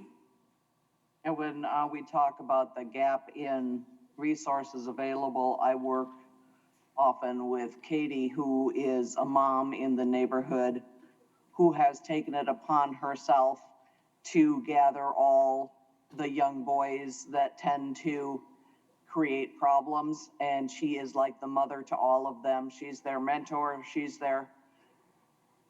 has no funding. She has no anything. She just kind of does it. She has them mostly because the Boys and Girls Club locks up at 5 o'clock in the afternoon. So it's not available to the teens, period. But also, if kids are creating issues of any sort at the Boys and Girls Club, they get banned from being there altogether. And then Katie ends up adopting them. We need a home for Katie, among other things. She has no place to help these boys, and she really needs to have greater ability to help kids in the area. We need our kids to grow up to be productive adults and productive citizens for our communities. She does the best she can, but we can do so much more. Any other question? I have some question maybe for Misty. I am going through through the numbers. And then there are some other additional costs in this amendment that they are not included in the debt serve. So why do we include custodian, building maintenance, and utility when the idea is this teen center is going to be rent out? Those, the custodian, the cleaning of the building, and the building maintenance and utility are going to be covered, or going to be, it's not going to be the city responsibility, it's going to be the tenant. So we will still have to pay those costs. And I believe I included the line for rental in the numbers at the bottom too, and it's just listed at 0 at this point, Okay. Based on direction from the sponsor. But ultimately didn't want to tie hands to that, so that if the rental didn't work out, the city was still able to proceed with the purchase.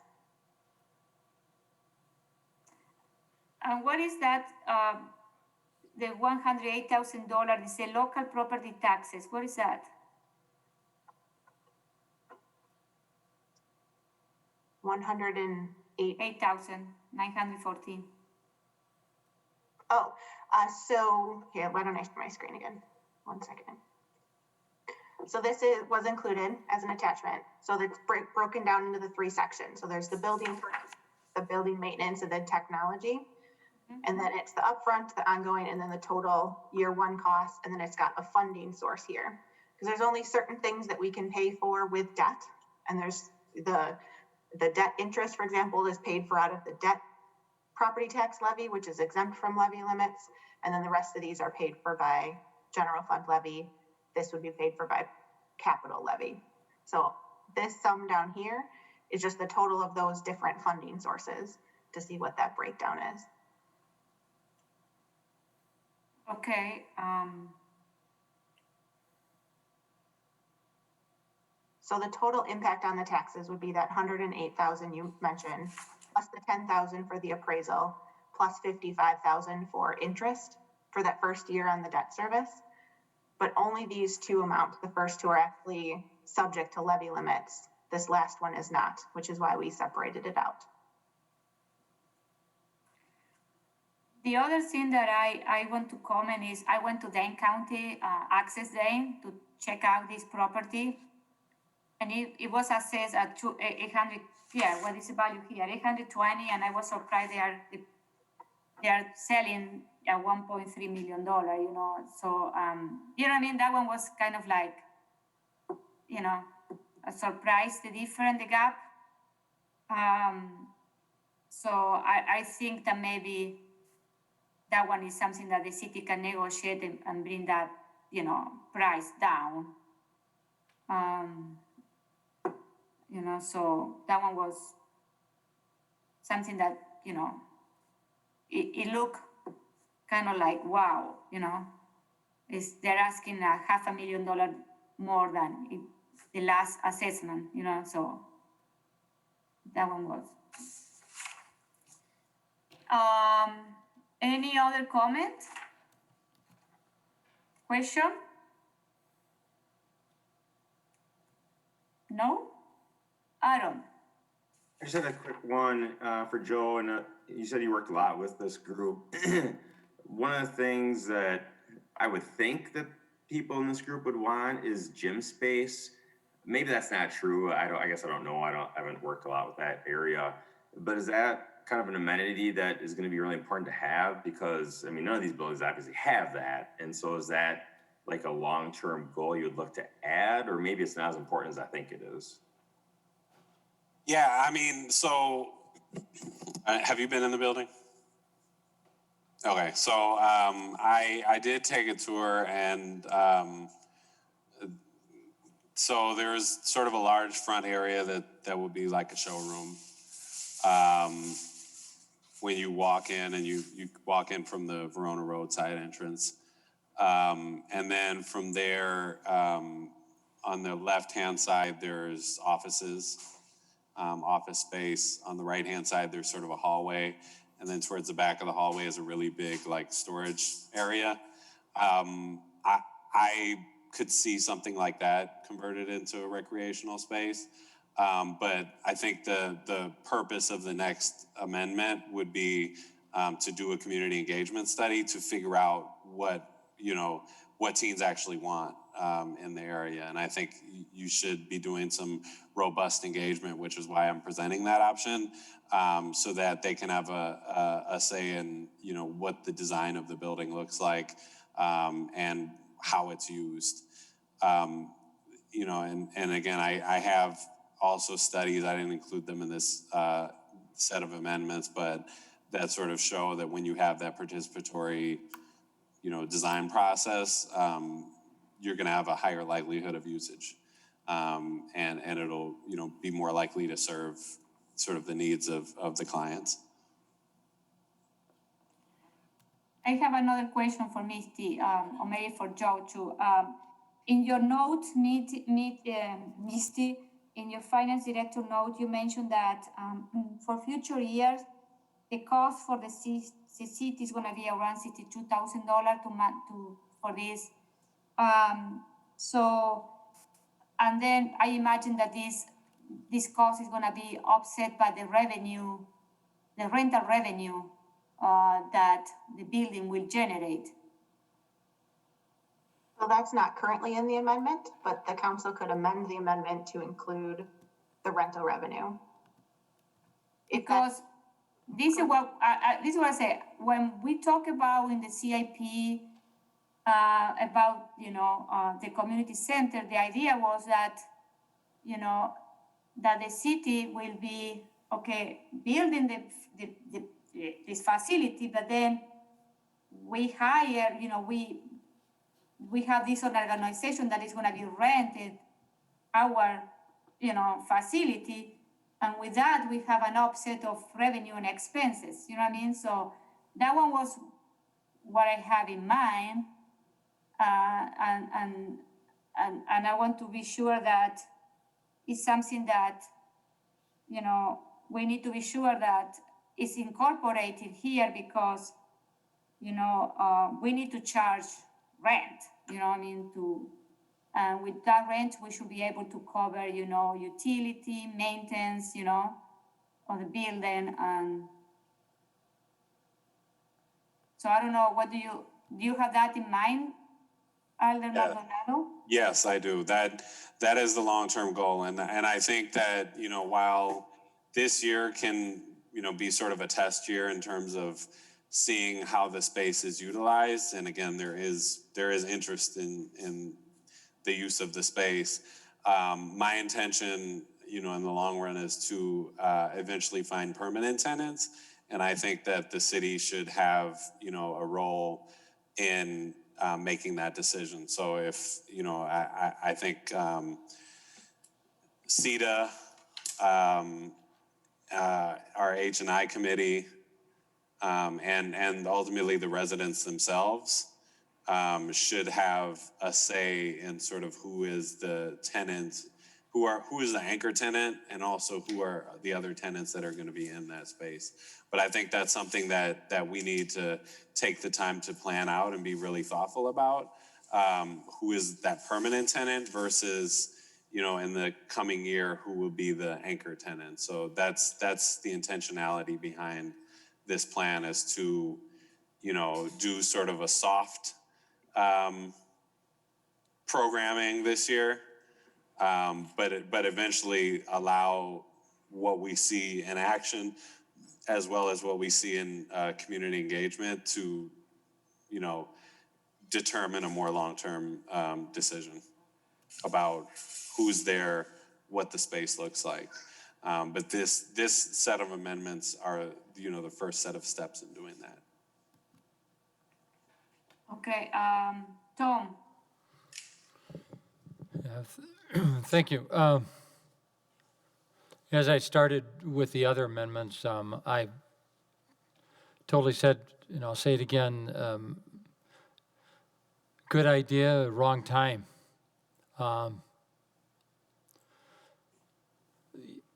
There's no question the kids are important.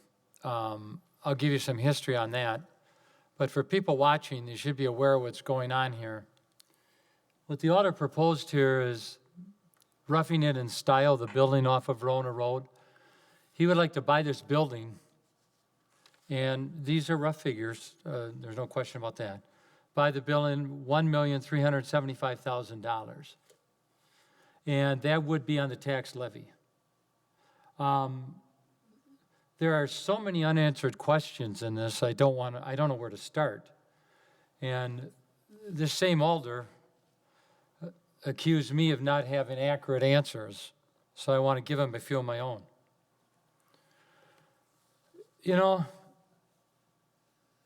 First of all, the cost. Secondly, the location. Third, the citizens of Fitchburg, have they had a say? Has there been any public meetings? Have we had an open house?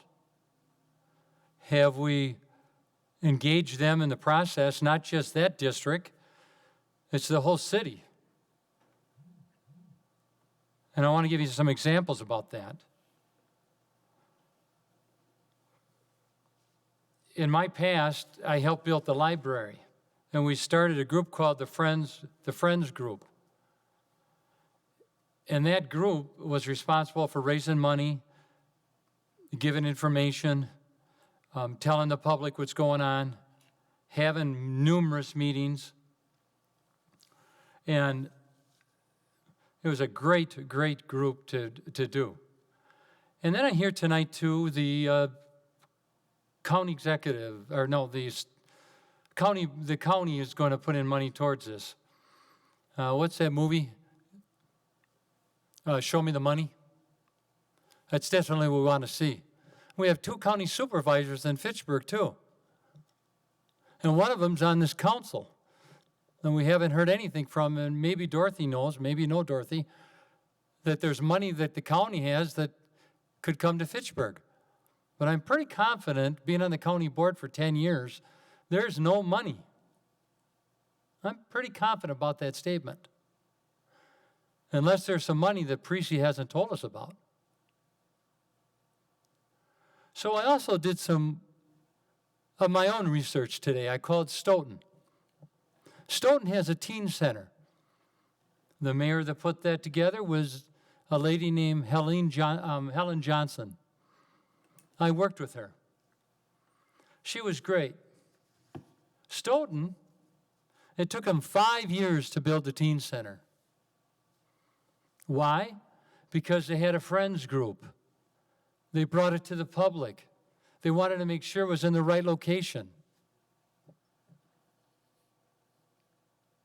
They wanted to make sure the numbers were right, the cost was right.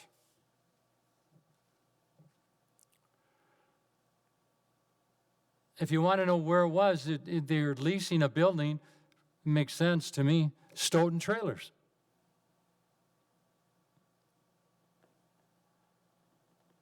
I know in Joe's and Dorothy's district, there's a lot of people that are going to come forward and say they want this. What about the rest of the city?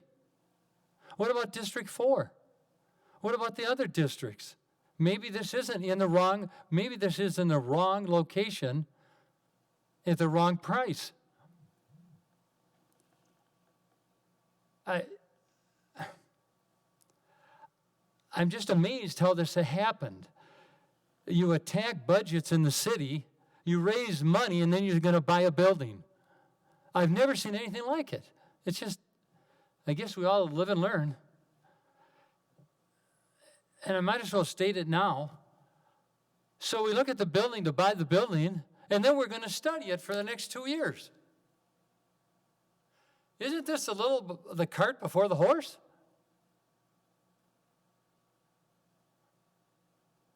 I'm missing something. I'm really missing something. You buy a building, and then we're going to study it for 2 more years. And taxpayers, as you're watching this, $50,000. $50,000 a year. We're going to study it in year 2021 and 2022. Are you kidding me? You have to be. Wow. This is unbelievable. This is unbelievable. And I want to tell you something too, Joe, before I'm accused of anything. I was a juvenile officer in this city for years. I worked with kids as much as you have. And kids are very important.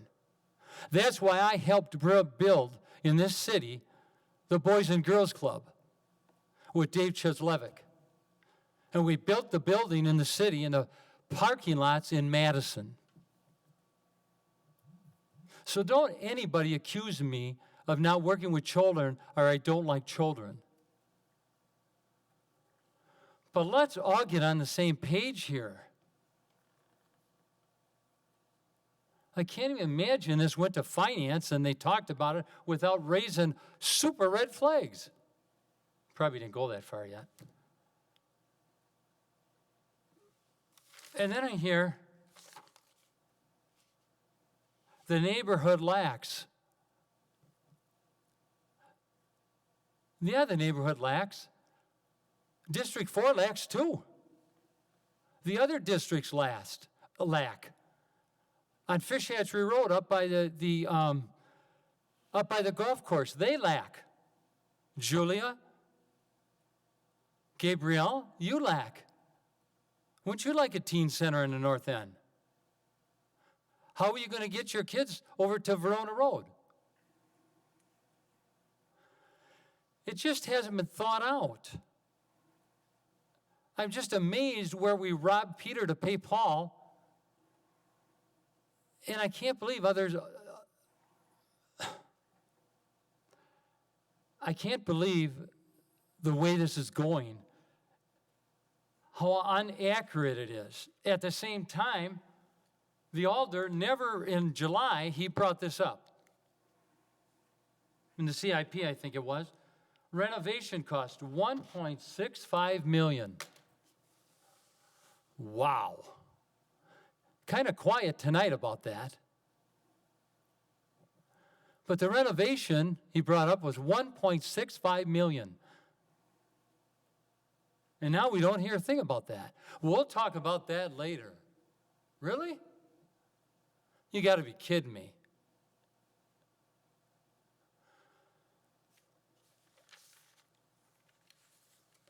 Taxpayers,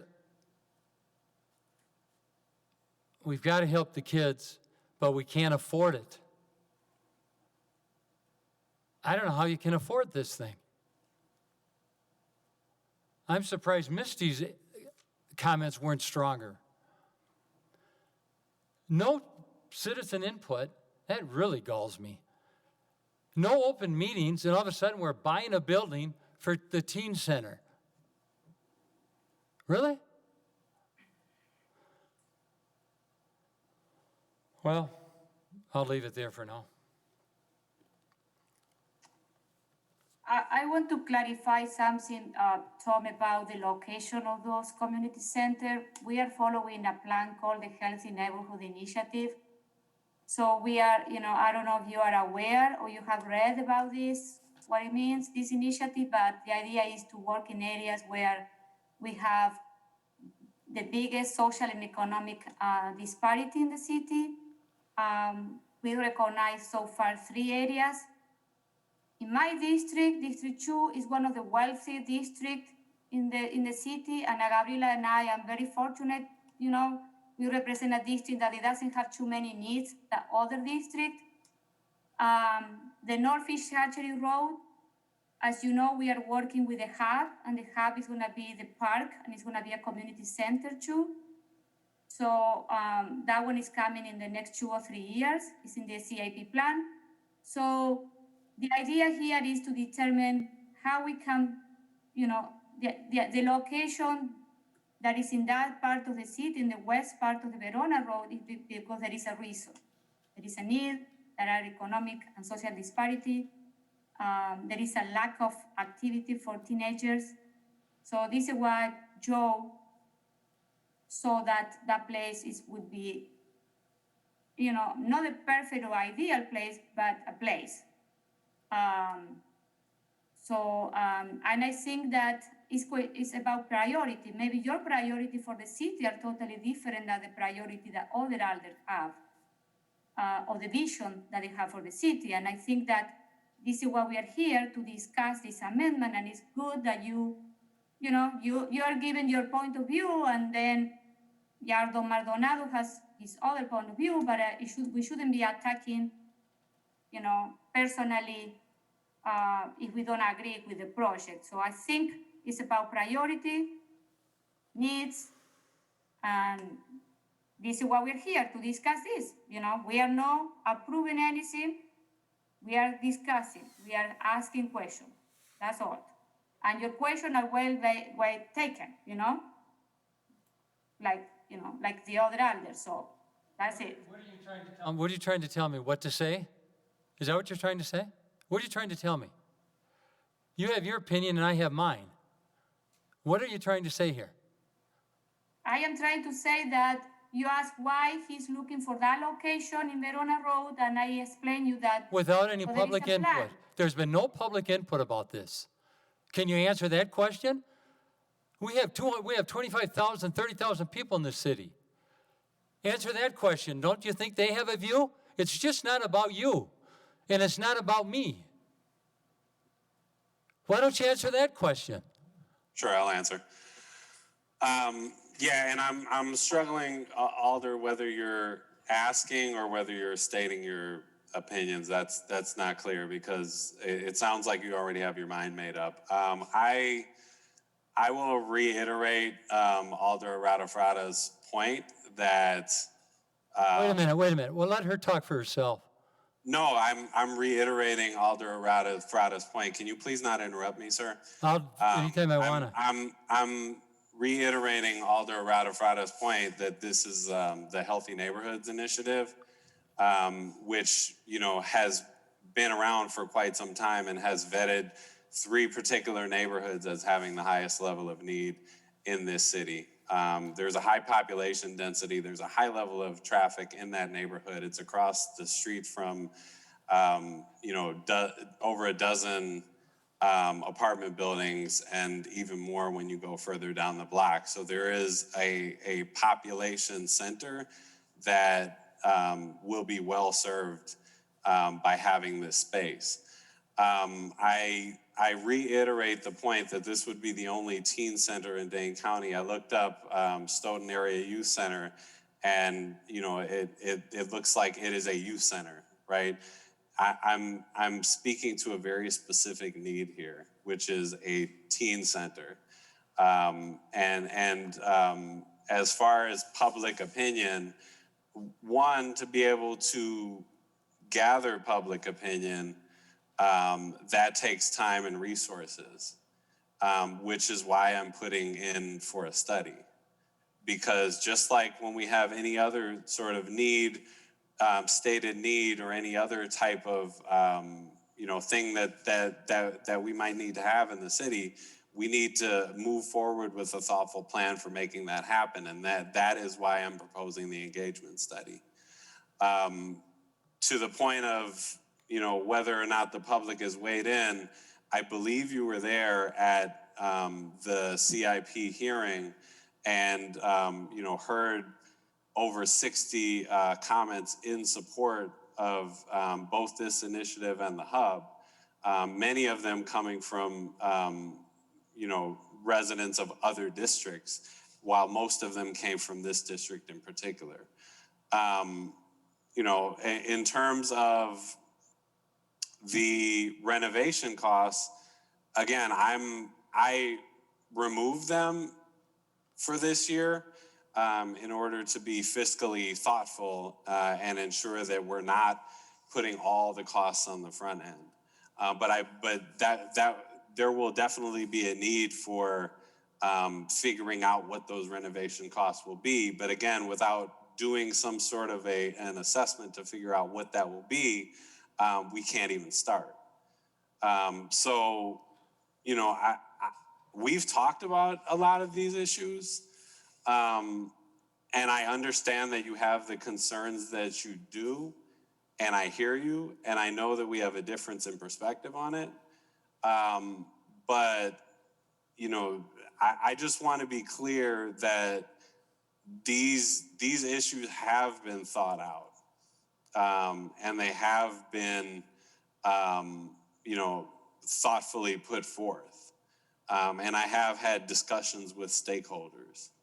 But in order to get the more specific details that you are looking for, we have to actually try to get started.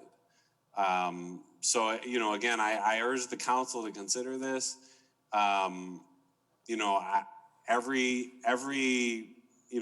piece isn't going to be in place. But again, when you think about the investment that we put into human capital, particularly in our most vulnerable areas of the city, it pales in comparison to the other things that we look to invest in. Just a month ago, we had a proposal in front of the council to spend $600,000 on 8 pickleball courts. We spend funding on parks, we spend funding on the library, which is in an area that's far away from our most vulnerable residents. We do put investments into things, but this is one area that's underinvested in, which is why I'm bringing this to the council now. And yes, other areas could use certain investments, but that's not the proposal that we're talking about right now. But don't you think all the numbers have to be accurate or on the table, Joe?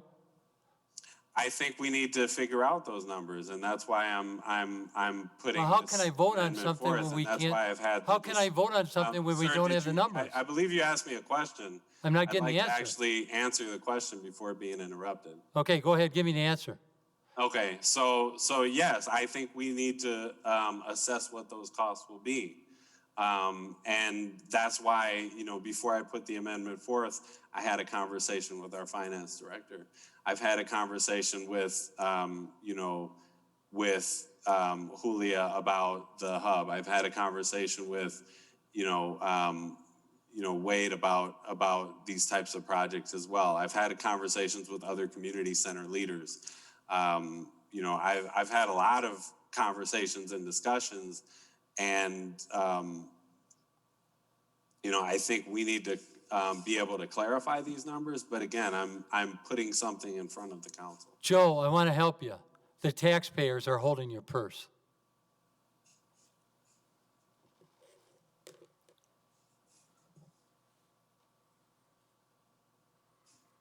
Any other question?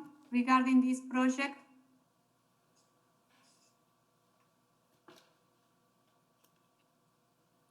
Okay, thank you, Joe. Next, we move to the next one. Julia, I just had one quick question. Oh, yeah, okay, I didn't see you. Okay. Let's see. I'm confused, Joe, and I'm just hoping you can provide some insight on your comment about the outdoor space. When I look at Access Dane, it was, the A1 furniture had 1.7 acreage.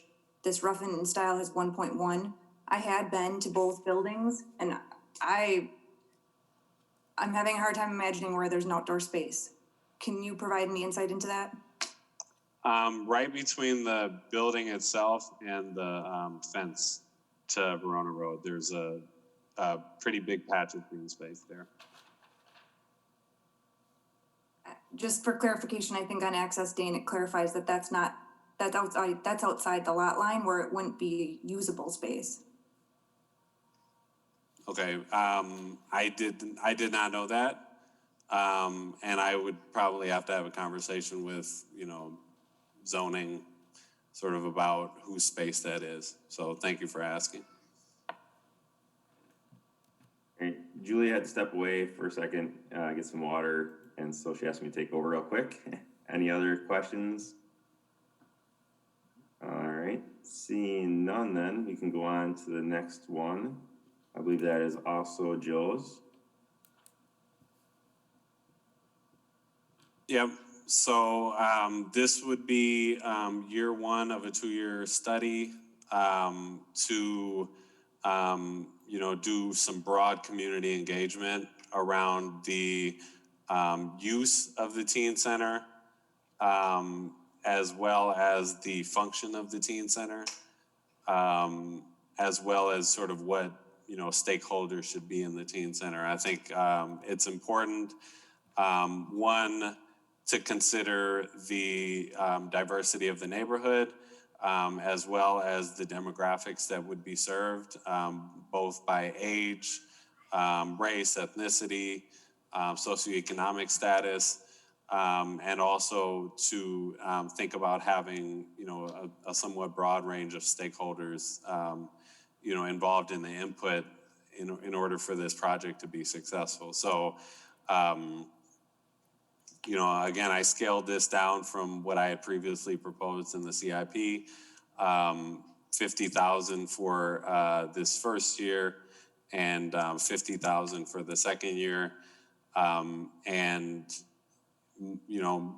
goal is to engage between about 250 and 300 people through focus groups, surveys, community forums, and other methods, both a deep engagement as well as a wide engagement.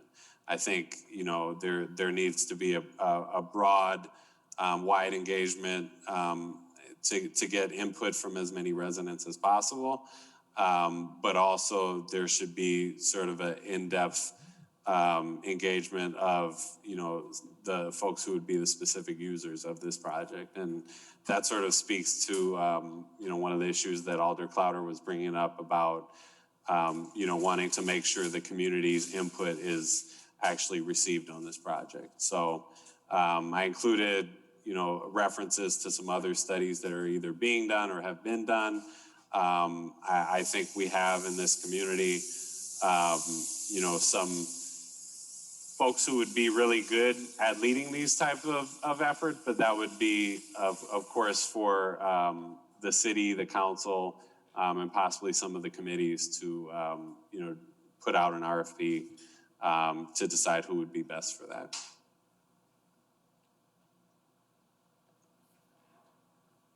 Looks like Julia's back, so I'll turn it back over to her. Thank you, Aaron. So any question?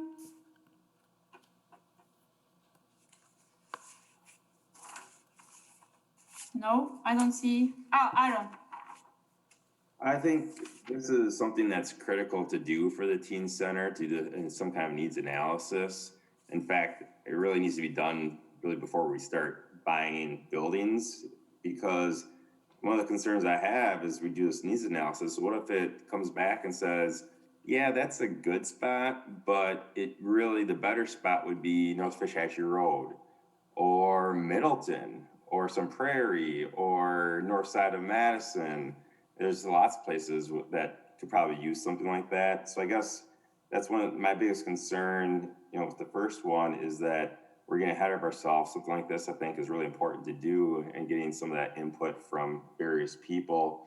One thing that's concerning is that it really, I believe, Misty can correct me, but I believe it is a structural deficit, though, if it's another $50,000 next year that we're kind of sort of at least committing to, and I guess it could be removed next year. But, if you pile that on top of the other structural deficits, and you can see in this budget, there's not $200,000 lying around to get used. So I guess that's one concern I have, and hopefully some other people will step forward to help pay for something like this, because I think it is so important.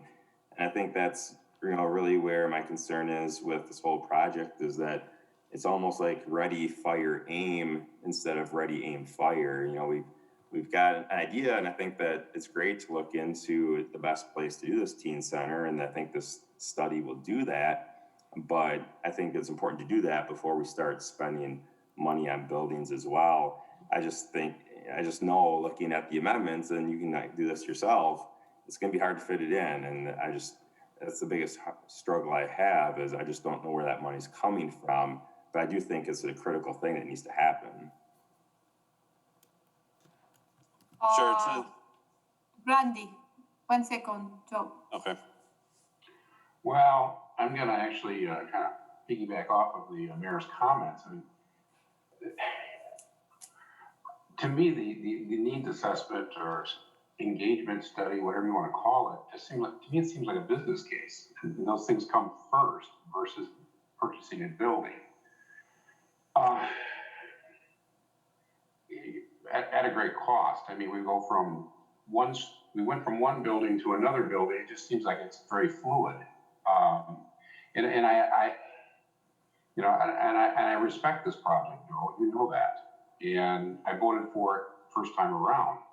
I just have some concerns at this point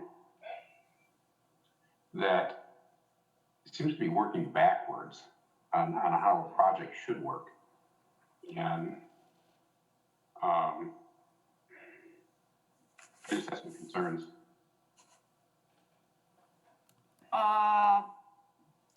Misty. I'm just going to go back and answer Aaron's question about the structural deficit. So Joe and I talked about that when he was putting together his amendment. We talked about, since it was split over 2 years like that it would essentially be two separate contracts, likely with the same people, a phase 1 and a phase 2, so that if for whatever reason the 50,000 for the next year wasn't included, that phase 2 would not happen. But it was the same amount each year, so that it's not really you have to fix, but the council would still have the authority to back out if it wasn't a priority anymore.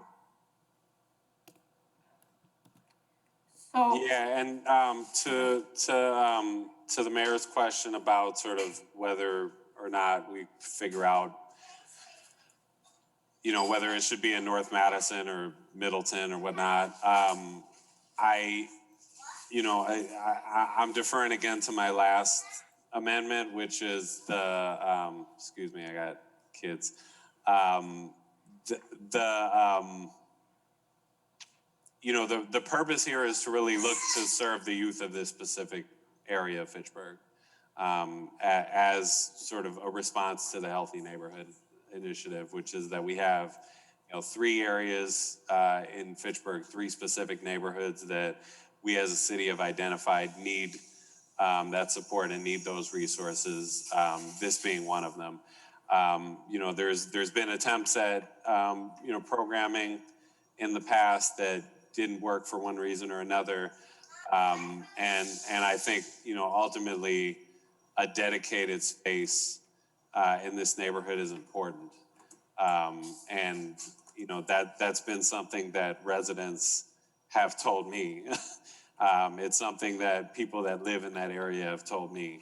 And it's something that, as somebody who, was both a funder to community centers as well as a practitioner of youth work, I've seen throughout my career has been a need. I look at sort of where the gaps in services are in specific neighborhoods. I've consulted with folks who are in the out of school time effort space, folks who do this professionally for a living, and all can agree. Many of them testified at our capital improvement plan hearings that there is a need in this neighborhood for that particular audience.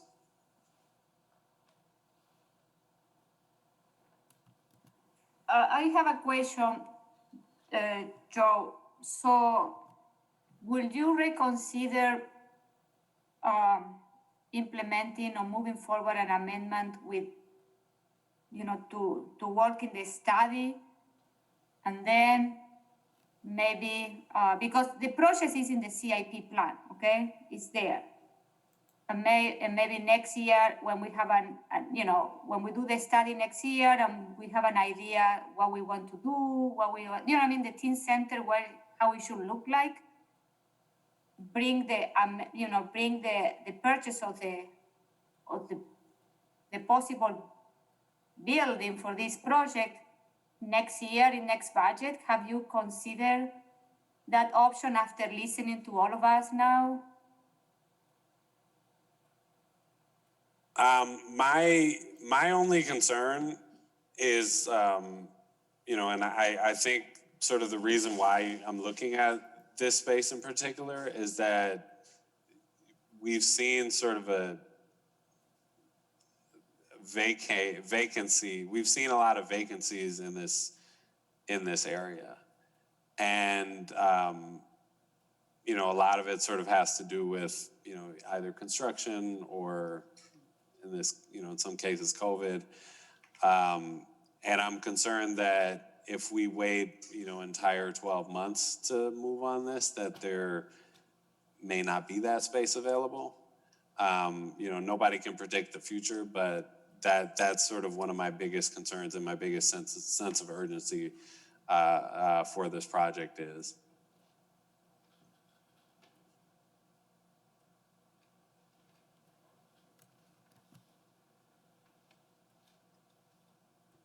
Thank you. Any other question? No?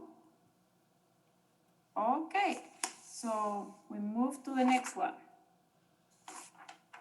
1 second.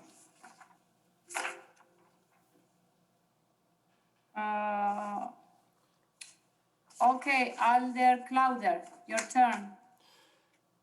Actually, this was, thank you, this was to add a part-time code enforcement inspector.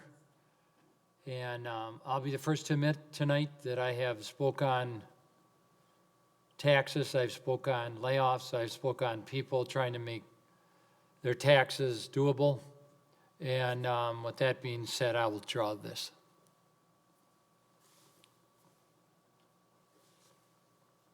Julia, may I point out just a point of order, I suppose? Okay, yes.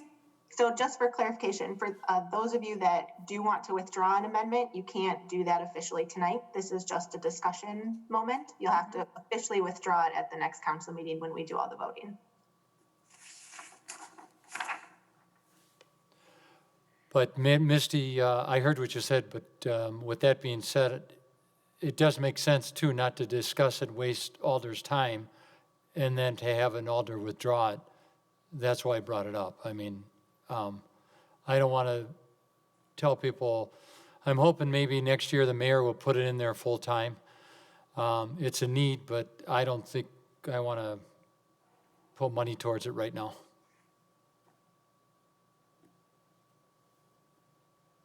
Okay, so thank you. Next is it's me. So is proposal amendment number 918 is add reclassification of 3 full-time firefighters to lieutenant. So this amendment would allow the Fitchburg Fire Department to proceed with the lieutenant promotion that were approved in 2017, but not budgeted in recent years. This proposal does not change the total number of staff positions in the fire department. During 2019, the fire department adjusted its budget to cover the additional expenses of personnel costs for the full-time promotion, and the council took it out from the 2020 budget. I have full confidence that the fire department will seek the funds needed beyond 2021 budget within its own budget to continue funding this promotion. So, and I attached some additional information, and also there is a letter from the chief.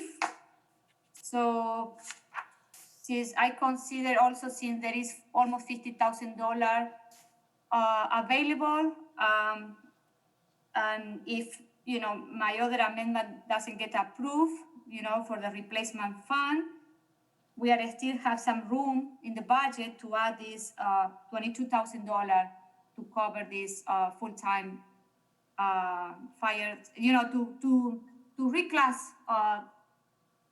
3 full-time firefighters to lieutenants. So I don't know, Chief, are you there? You want to add anything else? But that's it. I think with the information that's been provided and given the conversations that have happened this evening, I'd be willing to answer any questions based on the need, because obviously I'm biased toward this position based on the need for first level supervision in the fire department.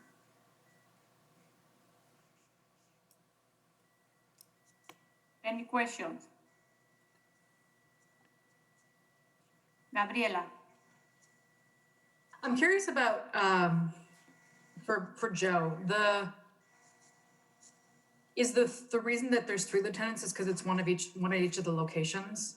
And is there any opportunity to just fund one of them, or does it have to be all 3? So the 3 positions does address the 3 shifts that we have. Right now, one of our stations is not staffed by lieutenants. So typically, firefighters fill in with those positions. They act in that position. Those of you that are familiar with first line leadership and the fact that you could go from being a firefighter one day to somebody who's ultimately in charge of the crew the next, you're going to get people who are committed to providing the best possible service, but the overall leadership when it comes to providing personnel related issues, that's going to be reserved for somebody who holds that position formally. So those are the types of things that I'm trying to address with this. And just to be clear, and I think some of it was already listed inside of the explanation, this isn't something that we've put into place overnight or over the last year. We worked with HR to make sure that we reduced certain portions of our staff in order to accommodate this. And what I mean by that is up until I was hired and started looking at the staffing considerations, we had upwards to 12 first line leaders. And we reduced that in advance of promoting these three firefighters, understanding that I didn't want to overwhelm our organizational chart. So some of that stuff was done in advance with the anticipation that these positions would come. And obviously with budget concerns, they haven't. So the need still exists. That's why I bring it to your attention. And I'm trying to figure out the best way to make that happen.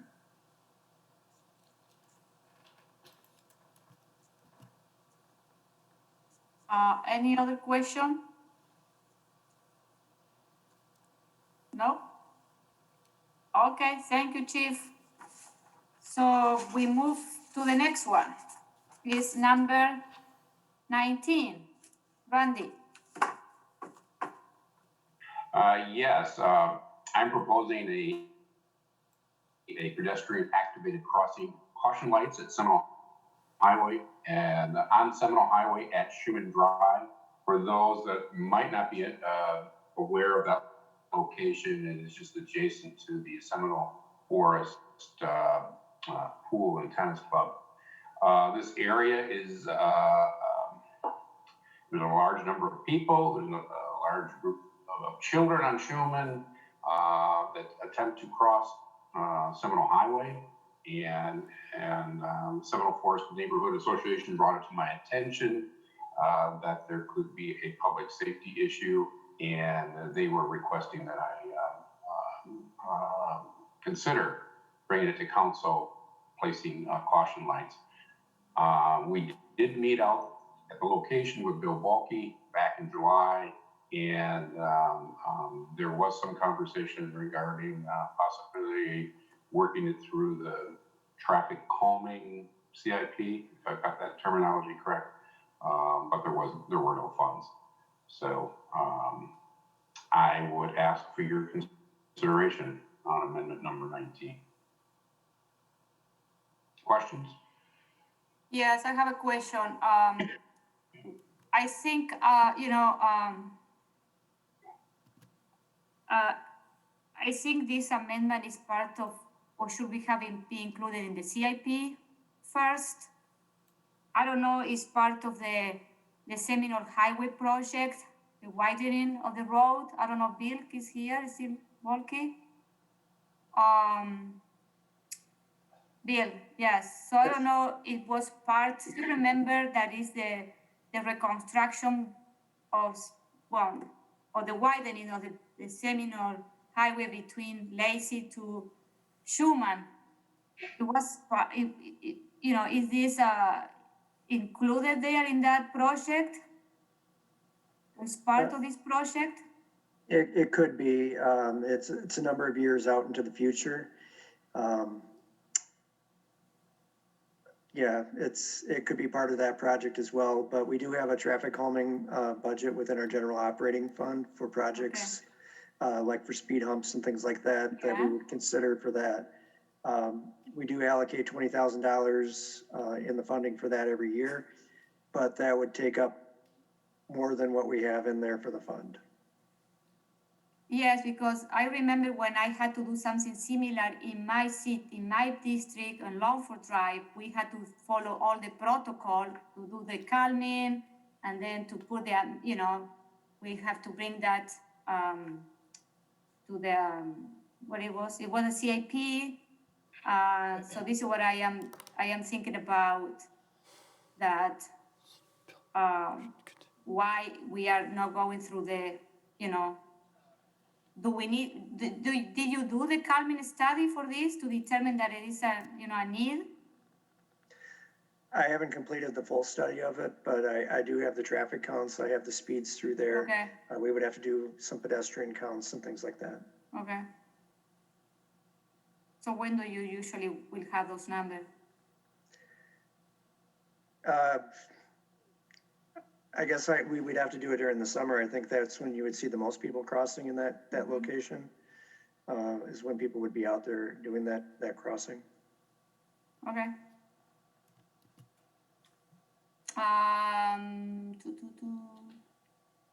Tom, and then Dorothy. Thanks.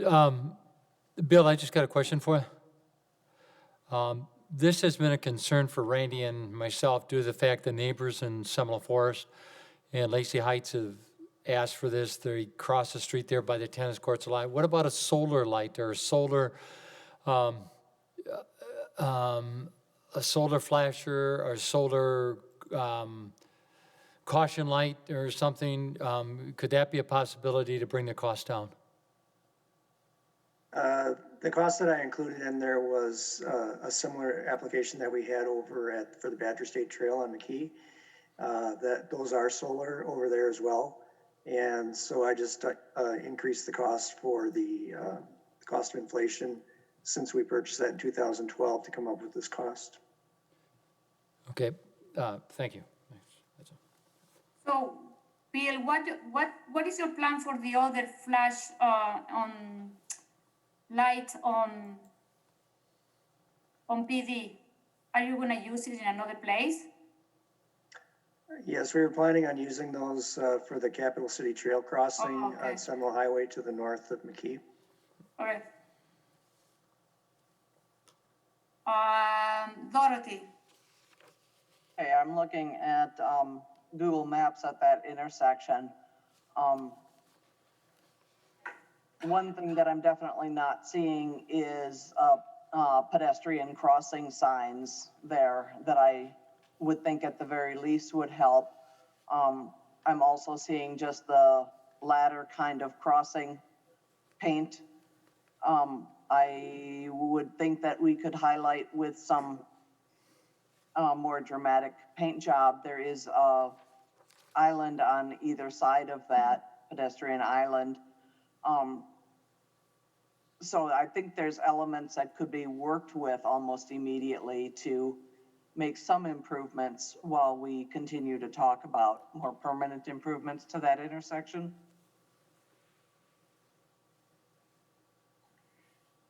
I wanna mention that I drive maybe 2 or 3 times Schumann and cross to the other side to the gym when before COVID and less now with COVID. And you know, and also you know, when my kids were little, we used to go to the Seminole pool. And I want to tell you, during summertime, when the pool is up to and they have the swimming competition, there's a lot of people there, a lot of children, a lot of people. In summertime, is very busy, that intersection, especially on weekends, you know, Friday, Saturday, and Sunday. Also, we need to consider now that people are walking with the new Hop House, you know, people are walking there because I have done it several times, walk there. And then we need to understand that also there is the traffic. When you go to Schumann, you cross Seminole and you can go 1 or 2 blocks and you can take the bike path, you know? So there are a lot of cyclists that they are taking that. They need to cross Seminole to get the bike path on the west. So the one that goes parallel to Sub-Zero. So I noticed that more in summertime, the increase of traffic, and especially with the activity in the pool, in the Seminole pool. And now with all the neighborhood and, you know, and the church, it's gonna be when the church start, opening. But my only recommendation is that, I know that it should have been coming this through the CIP first and then to budget. That's it. But I understand the situation, believe me. Gabriela. Well, you partially answered my question because I see I'm just looking at Google Maps of what it looks like from above, and I haven't had a chance to walk over there yet, but I see the bike path now. I'm just curious because it looks like one side is mostly homes and the pool and the other side is mostly businesses. So is it a lot of traffic because of the homes like visiting the businesses, or is it like what is the I don't know. I'm just curious what the usage is because it just seems like it's mostly homes on one side and businesses on the other side. Are you asking me? Yeah. Yeah. You or Tom or whoever has more familiarity with the businesses. To get to the bike path, you have to go in that direction. You have to use that crossing, or you'd probably go down to the other intersection of McKee and Seminole. So those that would be coming from the Schumann area, Schumann Drive area. And as Julian stated, there's a lot of activity now. Walkers to the Hop House. I mean, we have, and I know I've noticed a number of other neighbors. So I think it's just going to continue to grow, especially in the summertime. There's a lot of activity. And then when I don't think it's for every 7 years, but what did you call it, Julia? The event for the swimming, and it just takes over the entire area. So there is a great need for it. I would invite you to walk it someday. And then while you're doing that, stop over and pick up my dog. And you can walk.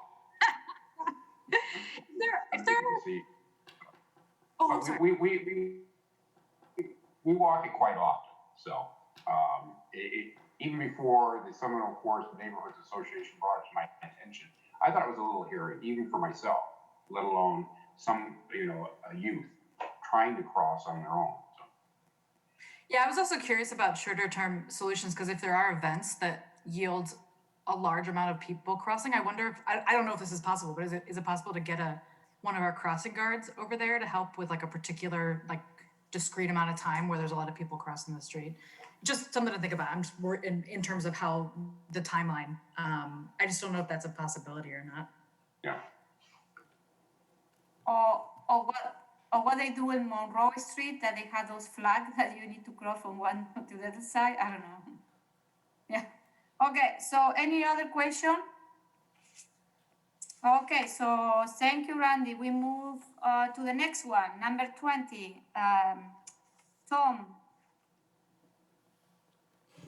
Thank you. Reinstate half the removed out-of-state travel and training. There's a levy increase. I'll withdraw that. I heard what you know what I'm saying. There's no reason to discuss it tonight. I'm going to withdraw it. Okay, thank you. Next, 21, Gabriela. Yeah, so this is, the title is Reinstate LTE Horticulturist and Landscape Architect. This position used to be funded through the Parks Department. It is basically an assistant to our urban forester. It's a position that's usually filled by a college student that's studying forestry or something similar, and they provide support to Anna Healy to do her work as an urban forester. And so, you know, I just pulled some numbers in my rationale about what the parks looks like. So we have 730 acres of parks and open spaces. We have more than 3,100 trees in parks and more than 5,000 trees along streets and woodways that are in the public domain. And our urban forester is actually a 0.6 full-time employee. So she does not work 40 hours a week, but she's responsible for maintaining all of that urban forest. She's really the only one that has that responsibility. And the other consideration is that moving into 2021, the Tree Advisory Committee is developing a tree protection ordinance for the first time, and that's one of the reasons why the Tree Advisory Committee was created to start, is to create a consistent plan around that, which is something that the city really is in need of. And if we are able to fund this position even for a year, what that will do is it will enable our forester to spend more time on higher level work. And I think as we work on the tree protection ordinance, that could be really important for this coming year in particular, which is why I found the offset through the changing the gas price assumptions. So that very first amendment that I brought up, that was that funding was intended to be used to fund this position. So I'm happy to answer any questions. Any question? Let me see my chat. I don't see any question. Okay, so, okay, thank you, Gabriela. Next, we move to number 22. Oh, it's me. Okay. So this one is, so you remember when we have the budget meetings with the head of department, our assessor mentioned about the need for an intern. So what I am doing, I am adding an intern for the assessing department. And the rationale is the city is growing and expanding. The total assessment increased almost 15% in 2020, and nearly 30% of those increases was due to new construction. So to complete the city's state mandate, the department staff need to be in the field and away from the office. And the intern will help by providing back office support to property appraisal and assessment staff. This intern will perform clerical technician duty to assist 3 full-time appraisers, which will allow the appraiser to focus on their time on discovering, listening, and valuing property. So the total amount for this is $9,231. You have in the package a letter from Amy. Do we have Amy? Amy, do you want to speak about this? Sure. Um, like, like we said, our industry is continuing to increase in the city every year. So I know you talk about building inspection over 1,000 permits. Well, we go to all of those permits also to measure or list or discover whatever has changed on that property. And that new value affects that levy limit. So the better we can do on that and making sure nothing falls through the cracks, that helps with that levy limit each year with that net new construction. That's where that number comes from. We also have to go to all of the sales. So with all of the new construction and all of the new subdivisions, we're going and visiting all of these properties. So I know I shared with you our annual assessor's report. I believe in the first 40 pages of that report, if you look at that, it will tell you how many inspections we went to, how many properties we visited, how many we had to estimate from that. Estimating actually takes more time than getting into the property and viewing it. So we have to do more research on that. And so this position, the idea is, we really need a full-time employee, but I know we don't have that in the budget. So last year I asked for an intern, and I cut my budget last year in order to, be able to afford that. And I haven't increased it this year, in those same quantities other than letters and things like that. So, there isn't any more that I can find to cut in order to fund this. And I know we can't afford a full-time position. So to me, this was an economically, I'm trying to create a way to get us some more help so we can complete our duties. And all of these are required duties that we're required to do each year. We kind of saw the effect of when things are not viewed properly and how much of a change that affected some of your districts this year, because those values did not increase on a regular basis and they lagged way behind. And then that, that's a shock to our property owners, and we don't want that to occur. We want to keep everything at the level that, it should be. It should all be at fair market value for all of the properties in the city. This position also, I was hoping that with the town of Madison coming on board, that's going to increase our parcel counts also. So with this position, my goal is to get an intern in that we can teach, have them help with the duties now to keep getting us by, to be able to keep maintaining our work. And then as those come in, potentially in a year or two, see if this position can move to a full-time position, or maybe we have to hire 2 interns in a couple of years and keep that funding down, but still have extra hours where my team can do the work that is creating those values. Thank you, Amy. I have a question from Sarah. Yeah, I definitely understand the need for more staff, and I apologize, I'm just unfamiliar with the environment. Is an intern with an assessing background easy to come by? Is there a specific pool of students that you could tap? Does it seem realistic that you would have candidates to choose from?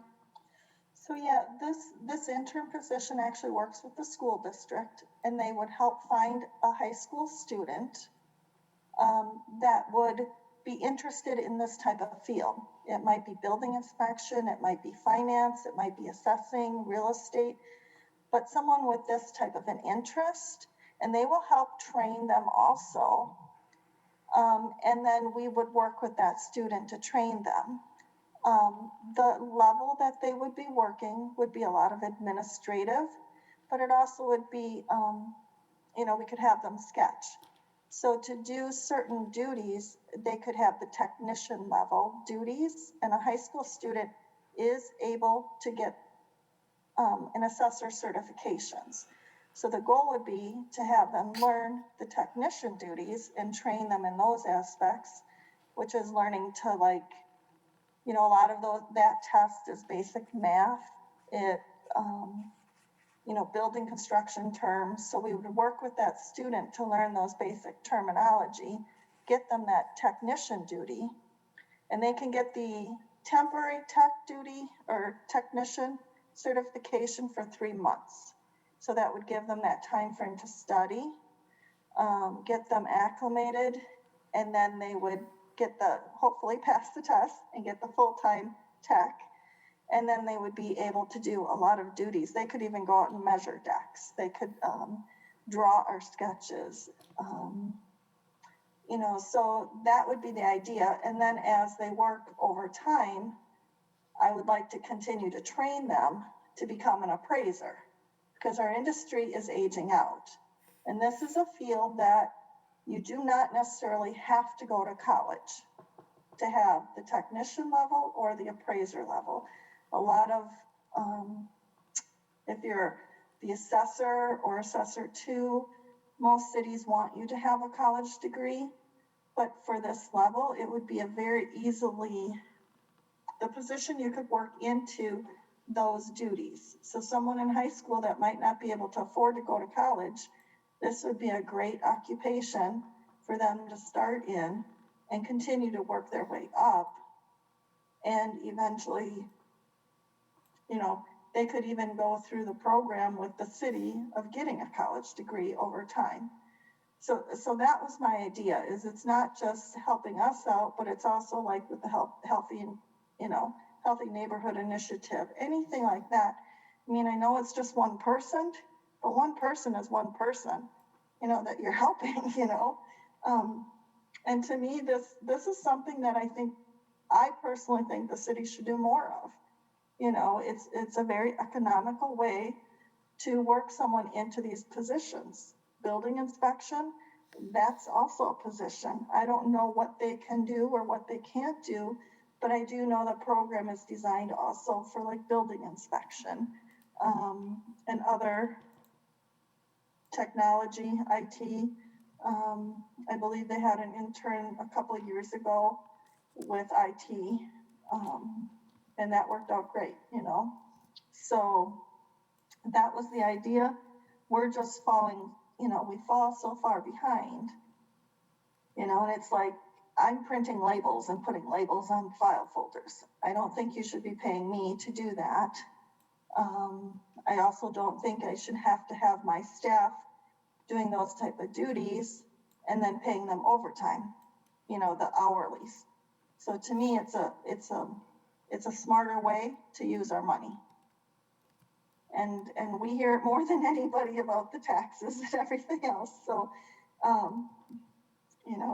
I look at whatever way I can do to keep funds down, because, and it bothers me if other people want full-time employees and I know they're not utilizing their time or anything. I'm very much a lean process person.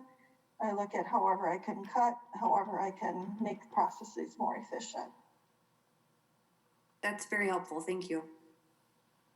So next, Gabriela. Yeah, just a quick comment.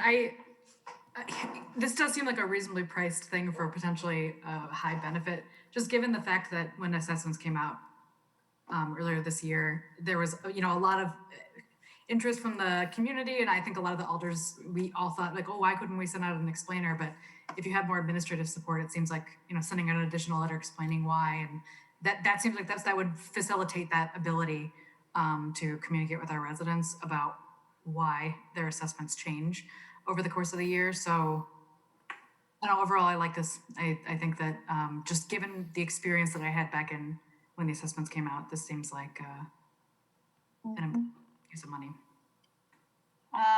Joe. Yeah, you mentioned a partnership with the school district. Which one? It's through the DSPS, and I believe that was all included in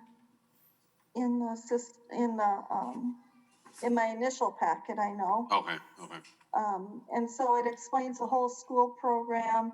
I have links on there that you could go in and look at how the program works and students that have gone through it and spoke.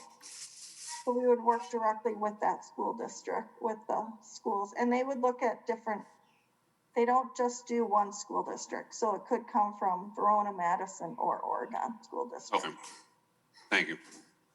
Okay, any other question?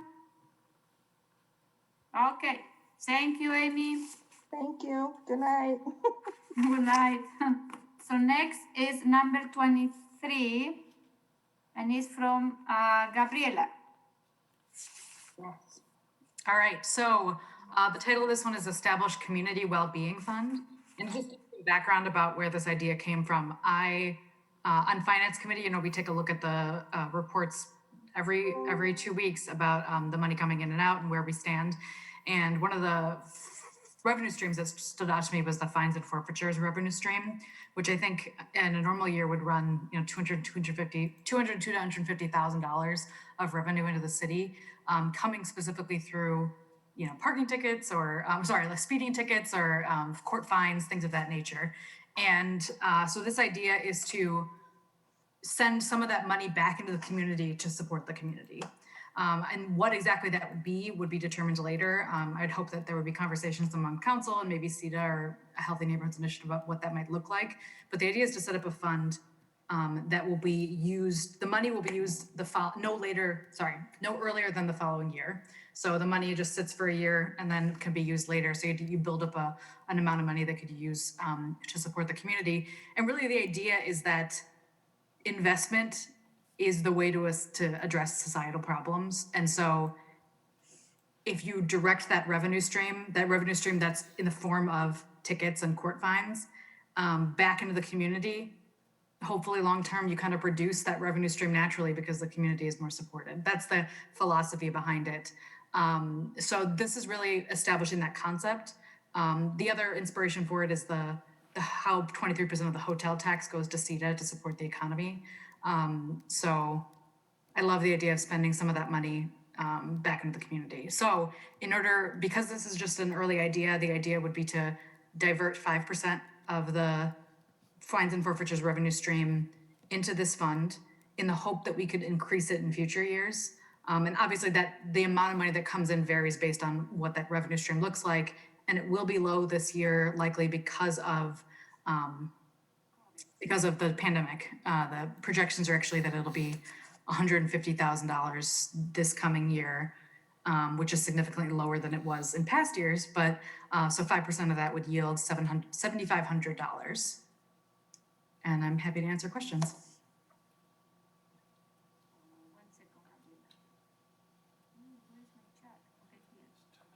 Randy. Yes, I saw, I think it's probably more for Misty, it says a levy increase of $7,500. If this is coming from fines and forfeitures or whatever, I'm confused. How does it become a levy increase? Yep, so the fines and forfeiture revenue line helps reduce the amount of property taxes we need to levy in order to fund all of the general fund services. So if we're reducing that revenue source, it does need to be backfilled by property taxes. Got it, thank you. Mm-hmm. Tom. Misty, I think you just answered my question. So what happens for the general public when fines come in, it's used to reduce property tax, which you just said. And if this comes out, if an alder brings this out under the well-being fund or whatever it's called, are you telling me that we're going to have to tax the people back to replace that somehow? Exactly. So again, it goes back to taxes, right? Correct. That's why there's the levy impact. There's a levy, that's why that levy impact. Yep. Be aware, alders, there's a levy impact. It's going to cost money. Thank you. I will just say too that I'm curious, like I understand that this might not be in the cards this year given the budget and because it is a levy impact, but I would be interested to hear what you think about the concept, because I think, you know, we're looking at producing the hub in the near future. We fund the the Healthy Neighborhood Initiative grants. So we do send money back to the community. So the idea, I'm curious what people think about the idea, even if we can't make that happen this year. I was hoping to hear a little bit from you all about what you thought. I can tell you that I think it's a great idea because the money that we are collecting, sometimes it could be, we incentivize certain departments sometimes to, to pursue more of, I will talk in general, okay? I don't want, to pursue a ticketing, person for, for any, how can I say it? Any, I see this a way to, to incentivize that type of behavior. And if we are going to do it, allocate some of the money, put it back in the community. And especially, I am thinking about why we don't put this money in the Healthy Neighborhood Initiative. So I think the idea that if I look at 30,000 feet, it's a great idea. I know that the first time that we have to implement it is going to be a lead impact. I recognize that. That one could be the drawback. But I think in general, I think it's, it's worth it to try, and to do it.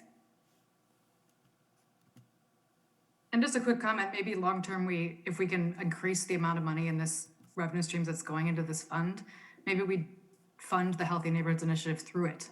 Obviously, you would need to divert more of that revenue fund into it, but anyway, it's something we obviously needs more conversation. Yeah.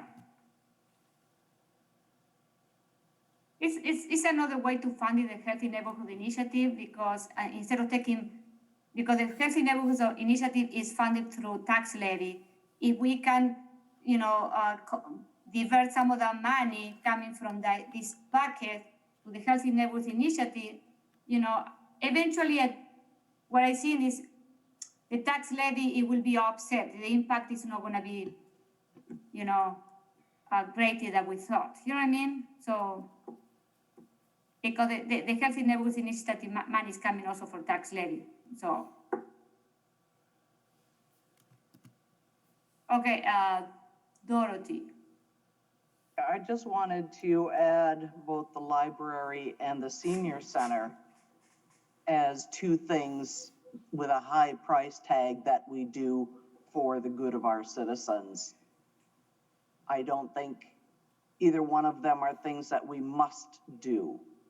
It's things that we choose to do for the good of our citizens or our residents. Not all of them are citizens, I suppose.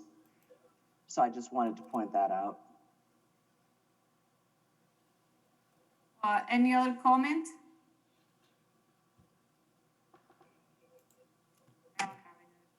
Okay, thank you, Gabriela. So next, number 24, Randy. 24, reinstate cable service at fire stations and City Hall/Senior Center. This amendment proposes to restore the cable service at the 3 fire stations and the City Hall.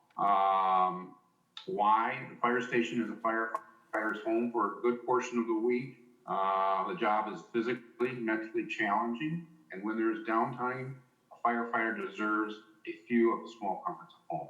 I truly believe that. I think they do work very hard, and they are away from home. And when they have that downtime, they really should have some of those, what I would say, conveniences of home, watching television, and not just a selection of a few stations. The senior center fulfills many of those social, physical, and emotional and intellectual needs of the Fitchburg senior population.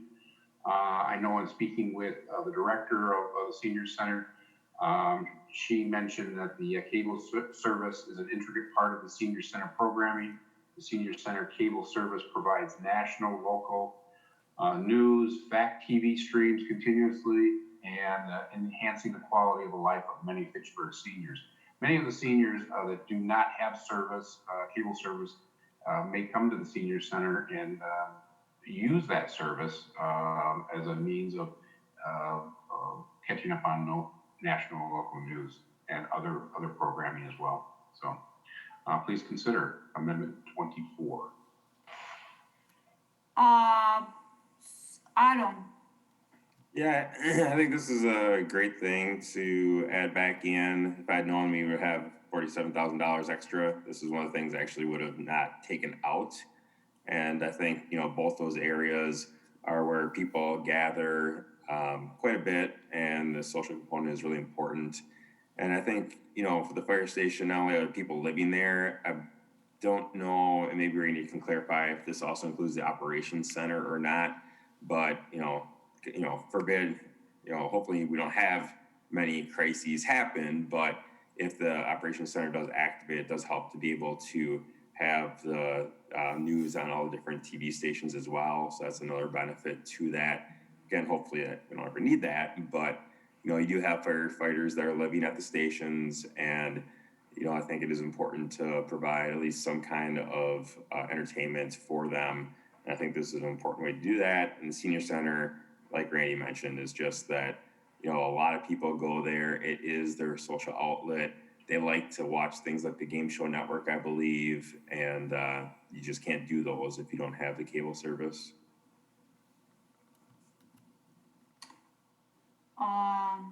One second. One second.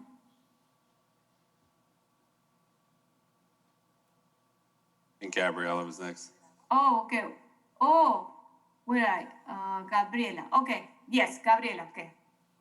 So my question is directed to Joe. I am curious about so I guess in my entertainment needs, I typically watch a lot of Netflix and HBO Go, and, you know, those streaming services that are a little bit less expensive than cable, although I do appreciate how great cable can be as well. I'm curious if the TVs that you have that your firefighters use, are they smart TVs? Can they access those apps like Netflix and HBO Go or YouTube, or is it really like only accessing cable? But I'm assuming that I'm the Joe that you're referring these. Oh, I'm sorry. Yes, yes. Yeah, I don't know. I'm not sure. So not all of our TVs are smart TVs. Some of them are. It depends upon where they are located. Some of the TVs in our emergency operations center are smart TVs because they have the ability to access internet type capabilities, but some of the TVs in our living spaces are not. So yes, you're absolutely correct. There's different ways of receiving entertainment. The unfortunate thing is it's not consistent from station to station, and it's one more service that we would be looking at from a fire department standpoint if the firefighters didn't provide it out of their own personal pockets. So I think one of the things that I'm trying to address is the overall need for cable during emergency response, which, as indicated, is few and far between, but ultimately very much needed when it is needed. From an entertainment standpoint, from a rest and relaxation standpoint, it's best if we have the same types of capabilities available at each station, so that no firefighter is treated any differently based on the work environment that we have. And you know what, if you ask the firefighters, it's not something that they ever want to get into an argument about. They understand that it's a comfort feature in the fire station, but once again, I mean, we've got some folks that spend a good portion of their week there, and it is an outlet, and it's worth money that we spend on it. But obviously, a decision that we have to make based on the overall budget, and I'm happy to hear that the mayor's reconsidering based on the status of our budget this year. Dorothy? Yeah, my initial question, I didn't know if when we talk about cable service, if we're talking about Charter or Spectrum, or other cable services. My question has kind of evolved into, I know at my house, I have 4 different TVs that I have to have. I rent $8 a month, a box for each one of those 4 TVs. So depending on how many TVs we're talking about, that could add up more than we think it ought to as well. And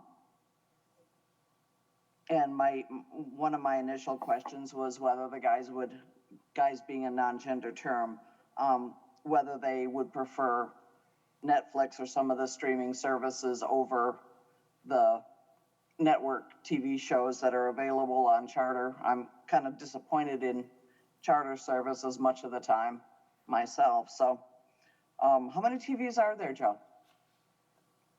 We have approximately 4 at each station, and then at the Emergency Operations Center, we have a little bit more, but we split that cost with Dane County based on the fact that some of the TVs are funded through the Dane County Emergency Management. And you have to pay that extra rental for each TV also?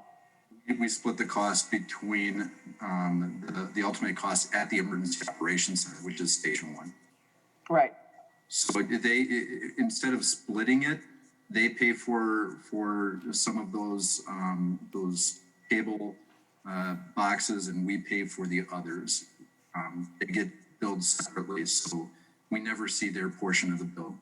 To answer your question about who gets what, you ask 20 different people, you'll get 20 different answers as far as what is the best way to watch TV. So we don't necessarily ask that question. The way that we address that is we typically go with whatever Fact TV is going with, because Fact TV has a need for cable in City Hall. So we try not to reinvent the wheel. We try to address what's already available in the city and do whatever is most cost effective. And typically, Jeremy Crosby is on top of that.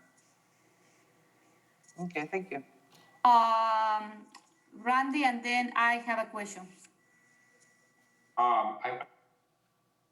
I was including the Emergency Operations Center in that equation as well. I'm not sure, Mayor, maybe you had asked the question, but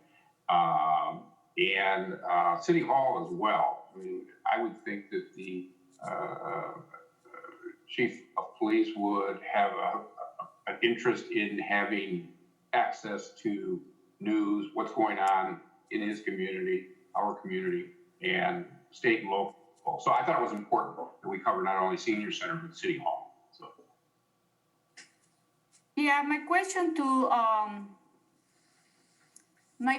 the chief is this really a necessity? Because, now with computer and internet, we have access to our phone, we have access to the news, you know what I mean?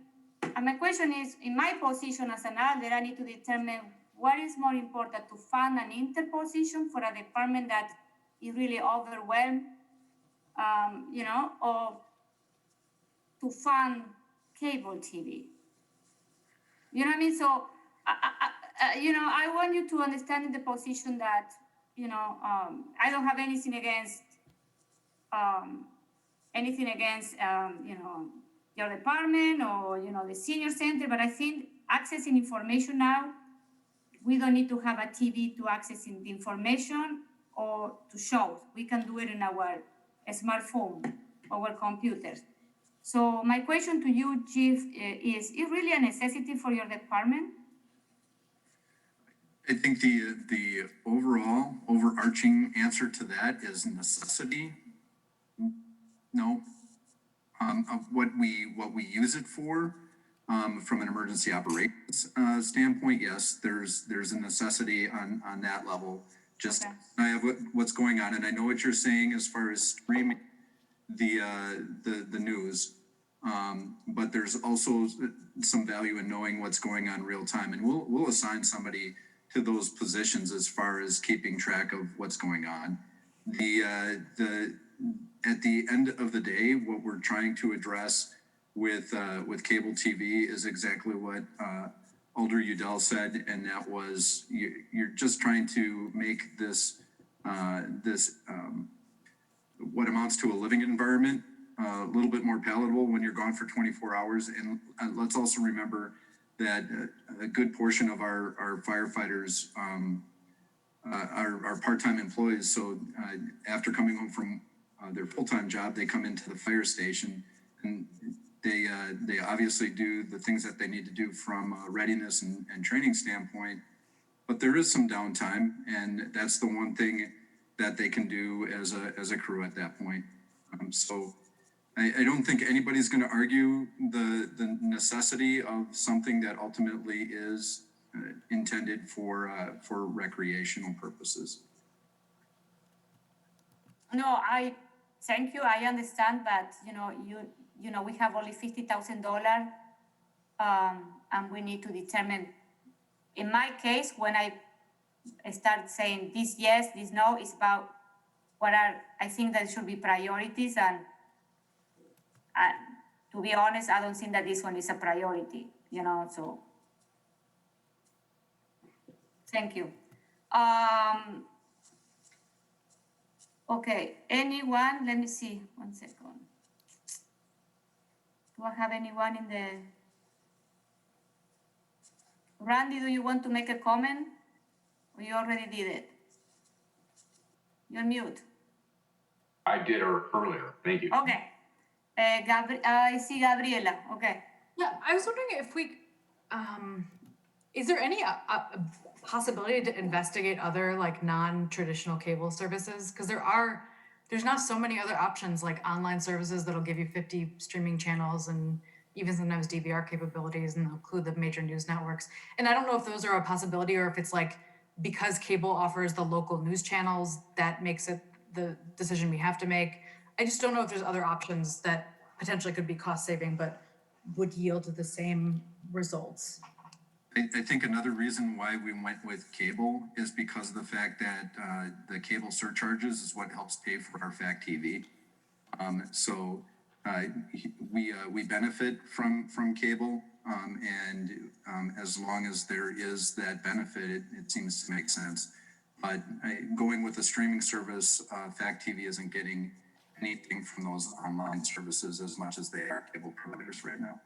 Do we know how much that fee is? Like how much money is coming back from what we're paying? I know that I don't personally. To answer that, so this year it's 4.5%, and next year it drops down to 4%. So 4.5% of $7,000. And it's not, I don't believe it's everything. It's only certain pieces of the bill. I don't believe the franchise fee is for the entire bill. Well, just a quick, like 4.5% of 7,000 is something around a little over $300. It wasn't necessarily something that we were looking at because of its cost savings. I think we were looking at it because of the partnership that they offer into the city. Because the more people that stream, obviously, the less revenue we get as a city. So that was just, I'm sure that's a consideration that went into it, and it's another reason why we like to talk to Jeremy about what our options are. And it's, I think everything in our budget is constantly under evaluation. I'd hate to tell you that we would never look at anything else. And if that's the direction we go, we look into something else. But I was working with the department that ultimately takes the lead on that program to begin with. And I have one more question, and I don't know who could answer this, but are we thinking that the senior center might, like, probably not going to be open next year? Because I'm looking at predictions that say that we're not going to have a public vaccine until October. So I just wonder, I just wonder if we pay for cable service for the senior center and then we don't reopen the senior center for all of 2021. It's just my question, yeah. I can answer some of that if that's okay, Julia. Yeah. So the cable bill for City Hall includes the senior center. So it's not like we could just turn off the senior center and then keep on City Hall and FACT TV. We could, in theory, reduce some of those boxes that Dorothy was talking about earlier, but that doesn't save a ton. And then there are some people that are still coming into the senior center. I think there's 4 people a day that we allow for lunch or something like that.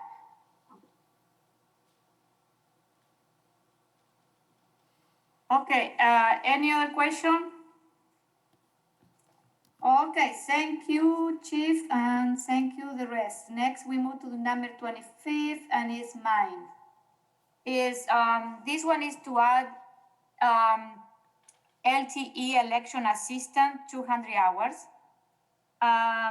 This amendment adds to the LTE election assistant hours for the clerk department in the amount of 2,884. So why I think it's important to put this back in the budget is because, as you know, we are going to have, first of all, we are going to have election every year because we have staggered terms. So we are going to have an April election. So every spring, there are going to be election, and then and also we have noticed that there is an increase in absentee voting that maybe is going to extend beyond COVID because people are going to find this another way to vote in a safe way, and also. The other thing we need to consider what is going to happen with the town of Madison in 22 too. There will be more polling station to staff and more absentee ballot to process. So, so we are asking here only to add 200 hours to help the care department during election time. Any question? No? Okay. Sorry, I do have one, if that's okay. Okay. I just wanted to, maybe this is more of a comment, but is it likely that the clerk's office is going to end up having to pay overtime if they don't have this additional assistance? I just wonder if it ends up being, we're going to pay for it anyway. It's just we're going to pay for it in overtime versus paying for it in, LTE hours it's budgeted. I don't know if anyone can answer that, but that's what I'm wondering. Okay, so next we move to the number 26. Tom still has one. What? Tom still has one. No, but Tom has one for 25th? Okay. Sorry, Tom. Okay. No. Juliet? 25. Yeah, no, I know. Yeah, but you wrote 26, so this is what sorry. Okay. Just a comment in reference to, I think it was 25, in reference to your LTE, 200 Yes. hours. Your last paragraph is a good paragraph, and it has to do with the town of Madison, and it has to do with 2022, which is too far off. And I guess just for consideration, alders, vote how you want. It's another $3,000 we're adding. Maybe we want to wait for 2 years and reassess everything. The mayor's going to have to reassess everything in reference to the town of Madison coming to Fitchburg. I know her intention, the alder's intention is good. I don't question that. But all I'm saying is maybe we want to look at that altogether. It's only 2 years, year and a half out. You're going to be talking about it in a year and a half, or a year. And you may want to just hold this one and just wait until the town of Madison's coming right at us. And I know what you're talking about. There are elections every other year. I get it. But just food for thought. That's all it is. Okay, thank you. Taken. Any other question? Okay, so moving along. Oh, another one. Number 26. It's me. So this one is to reinstate mayor and council training and travel. This amendment will put back or reinstate in the budget the training and development funds for the mayor and council training in the amount of $1,500 that the mayor removed from the proposed budget. So the rationale about this is, we are going to have possible 4 new alders every year due to the staggered terms. And then there is I will say that we have training with the Wisconsin League of Municipality. That is a very nice, very great training, especially when you're a new alder. And also there are other event or webinars or seminar that we participate, like the We the Housing conference, or sometimes is the Diversity Summit and Economic Development Conference. So some most of this fee and money is coming from this mayor and council training fund. And as you know, our salary is $5,000 a year. So, it's nice that sometimes the city covers some of these small expenses and some training. So, this is what I think is important. It's $1,500. It's important to put it back, because I know that some elders, they don't have the extra disposable income to afford and attend this conference. And I think this is another gesture from the city to us, elder, for, to compensate for all of the other tons of hours that we put, and we don't, we get paid only $5,000. So that one is my intention here is,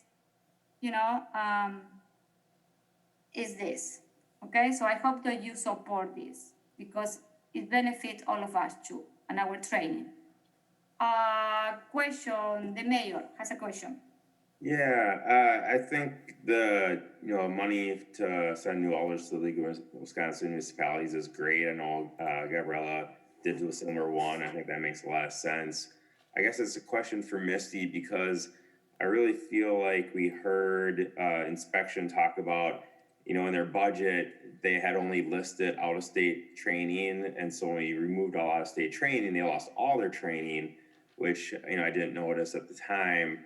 And so it'd be nice to put, $1,000 in their training budget, since they now have zero, from what I understand.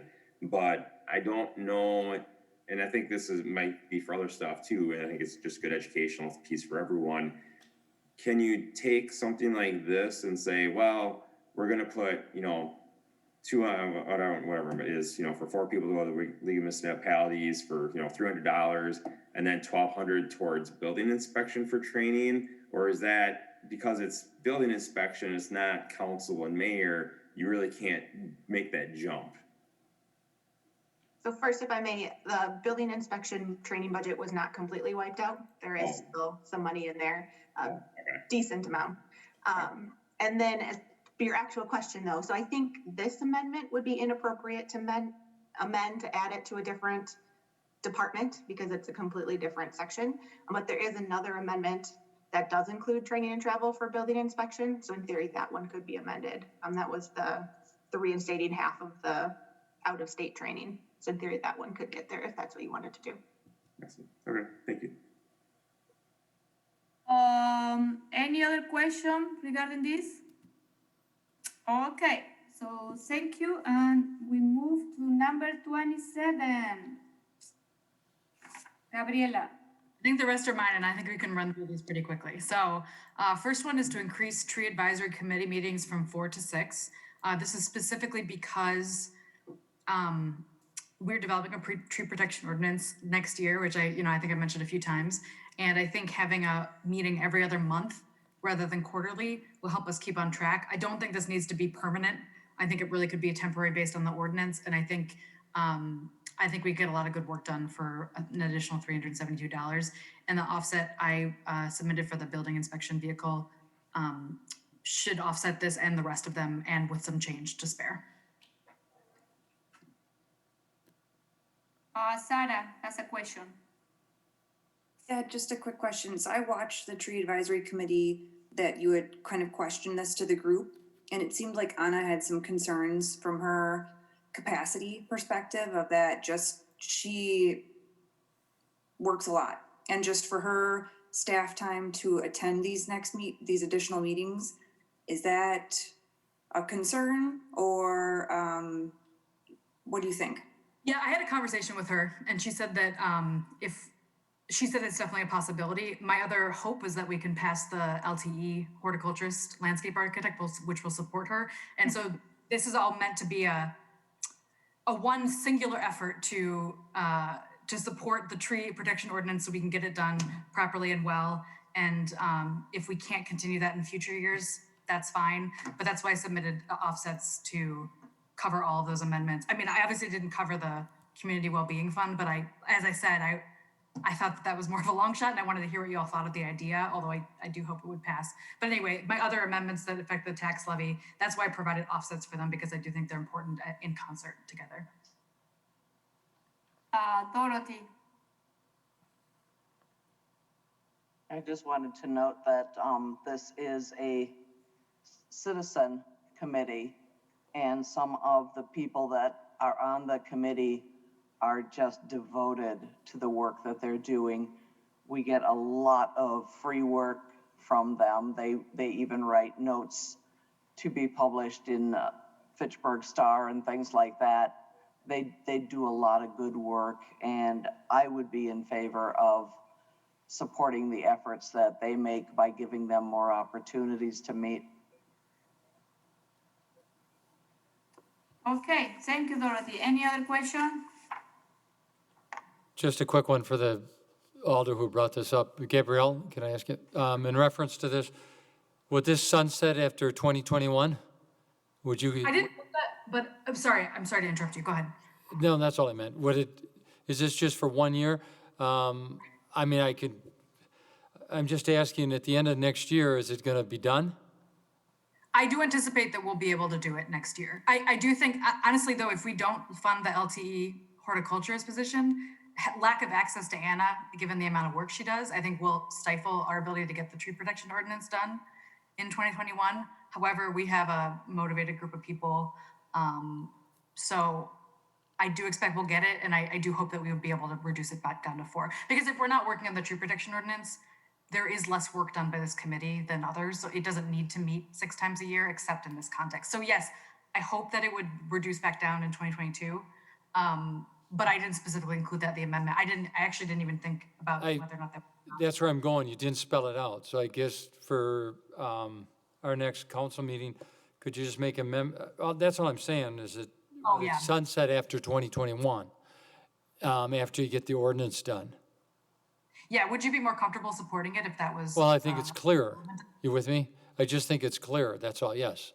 Oh, okay. Okay. If that's Great. okay with you. Okay. Thank you. Okay, so next we move to number 28. Gabriela. This one is to restore a portion of the council training budget, $280, and that amount is specifically put forward because the local government 101 course that the League of Wisconsin Municipalities puts on this past year was $70. It was offered, I know Randy, Joe, and I all took it as new alders, and it was very useful. It was very important to get some context so I could do more learning on my own. And I know that there's not likely to be 4 new alders, but there's always the possibility. So I want to put enough money in place so that each and every alder could do that. New alder potentially could do that $70 local government 101 course. I think in terms of, we represent the people, and I think there's a lot of learning that has to be done for somebody that's new. And I think it's a worthwhile investment for a relatively minimal amount of money. And again, I provided that offset as well to cover it. Okay, thank you. Any question? Okay, I don't see any questions, so we move to the last one. Gabriela. All right, very last one is RCC. So that's the Resource Conservation Commission asking to move meetings from 8 to 10. So for context, our meetings are typically 3 hours long. And I think Sarah can also attest to that, having been on the committee last year. And they're always jam-packed. We often have to cut important conversations short for lack of time. We actually have a timekeeper at the beginning of every meeting to keep us moving forward because there's so much to do. So anyway, I do think that adding a couple more meetings would help free up some of that time for either shorter meetings or more likely just more in-depth conversation. And I've been talking about this in my reports at council meetings, but we're having a lot of conversation about stormwater and potential strategies to mitigate that, which I think is I personally think is a very important issue facing the city. And I think this committee has a lot of good ideas about how to, there's a lot of good conversation happening and a good ideas being thrown around. And I think that a couple of additional meetings with more time for discussion could potentially yield some good results and good discussion around what the city could do to mitigate some stormwater issues. And again, I put together enough offsets to cover this. Okay, thank you. Any questions? I just had one. Tara has a question. Sorry, and it's just quick. So I wholeheartedly agree with you that those RCC meetings are long, but they are valuable conversations. My only question about this one was, I watched the meeting where you brought this up as a topic for this group as well. And I did hear that Chris immediately kind of came back with some suggestions of potentially only having Fitchburg Star articles on the agenda every other time. I would even wonder if there would be other time-saving measures that potentially could be implemented. Because I do remember from being on the RCC, there are times during the year where it does kind of lull a little bit, where I didn't know if there were items done to button up the agendas and kind of just, like Chris had suggested, potentially skip topics some months rather than discuss them every month. If that would streamline the meetings, I don't know, but just from experience within those meetings and just from Chris making those suggestions, I do think that that is a commission that kind of ebbs and flows with the nicer weather. And just from work, having more meetings isn't always the solution. So just a question, comment, if that would be something and maybe that the commission would take on to look for time-saving measures, just because it did seem like there was discussion right away at your suggestion that potentially there were opportunities available. No, we definitely did have that discussion, and my understanding is that Nate, who's the chair of the committee, is talking about how we can adjust the agenda to make sure that that we save as much time as possible. That being said, I do think that we typically cut off conversation. Like we get into conversations and we cut them off because there's not enough time. So I think hopefully we find time-saving measures, but I do think that there's enough to discuss to necessitate both making the agendas more strategic and also a couple of additional meetings. I understand there's a lot of choices, but I do think, and I love giving myself more work because that's who I am. But I just think there's a lot of good things to be said and a lot of good conversation to be had. So I agree we could make them more efficient, but I think what's going to end up happening is that means we have more in-depth conversation rather than shorter meetings. Any question? Tom? Well, Gabriel, I'm just going to come back at you on that just a little bit, just what you said in reference to it. I was only watching one of the meetings that I saw, and it was a while ago. But the thing is I think that a lot of it has to fall on the chair to keep the meeting moving, and I'm not picking on any chairs. I'm just saying in general, that the chair has to be the one to keep the meeting moving.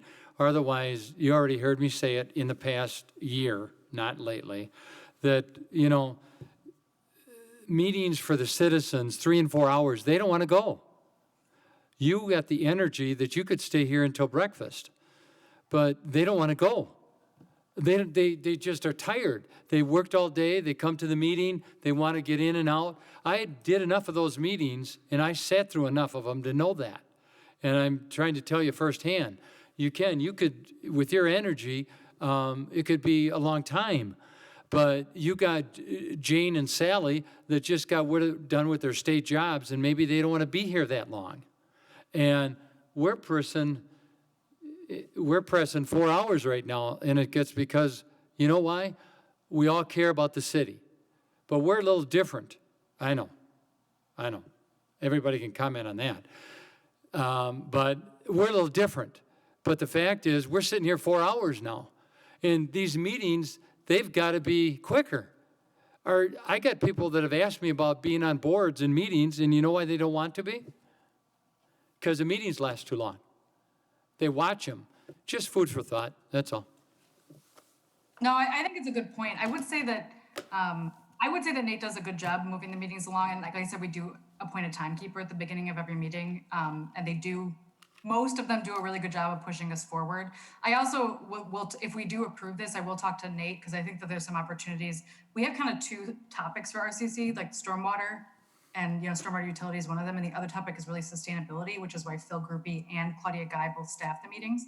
And I think if you had a couple extra ones, there might even be the possibility of doing a meeting a year that's dedicated to stormwater and a meeting a year that's dedicated to sustainability. And maybe we could even make those public hearings where we come and listen to people's ideas and get some community engagement around those ideas.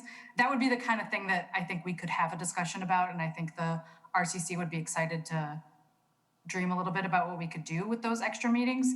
So anyway, that's that. But yes, I agree. I think moving them along is very important.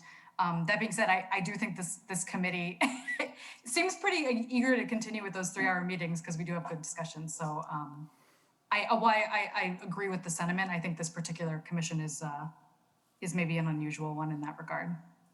But thank you.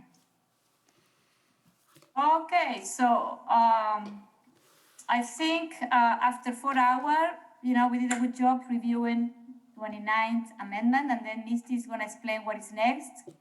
I want to thank all of the others that submitted amendments for, and all of you who participate tonight. Thank you for the discussion. It's good to have good discussion, even if we disagree. But I think we are trying to do the best for, how to make build a better community and city. So all of the, opinions are welcome. So next, Misty, she's going to explain one of the resolution that we are going to adopt in the next meeting for the budget. Yes, so we've talked about all the amendments now. So the next step in the process is next council meeting, we will have a public hearing. So that will be the public's chance to come in and weigh on these 29 amendments that you guys have put forward. Then we'll have our normal council meeting with all the referrals from yesterday and everything else. And then at the end will be the budget discussion. So we will go through the amendments very similar to what we did tonight, except there are some restrictions on it. So remember before I said the discussion and the question should happen tonight. When we get to the council meeting, it really should be you move to approve something, you vote, or you amend it if you need to, and then you vote. It should be very quick. Just to get those votes done. So what's in front of us now, this is the ordinance that is currently in place that talks about the debate limitations. I wanted to point that out to you guys, particularly because I messed it up. So it's not 10 minutes per amendment, it's 5 minutes per amendment to start with. And then the council can extend it to 10 minutes with a majority vote. And so we start at 5, and then each person or each alder is only allowed to speak twice per amendment. And that includes amendments to the amendments. So it's everything connected to each amendment. You can speak only twice.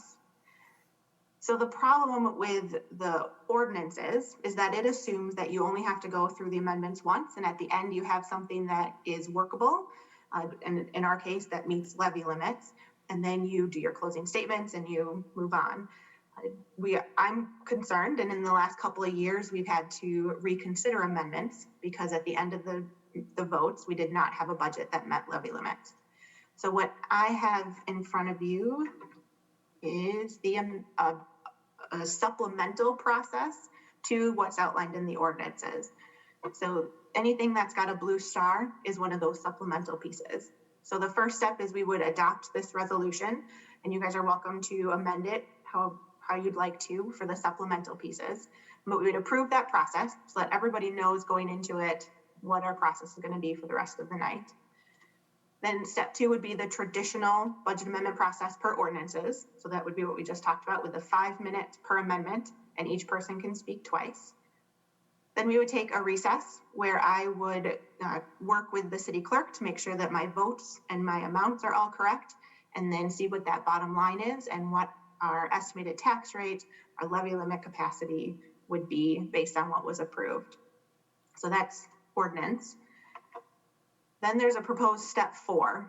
So what this step 4 does is we would have another agenda item on the agenda that says possible reconsideration of council proposed amendments, and basically say we're going to throw out Robert's Rules of Order as far as the order of the amendments and the reconsideration and all of those specific rules.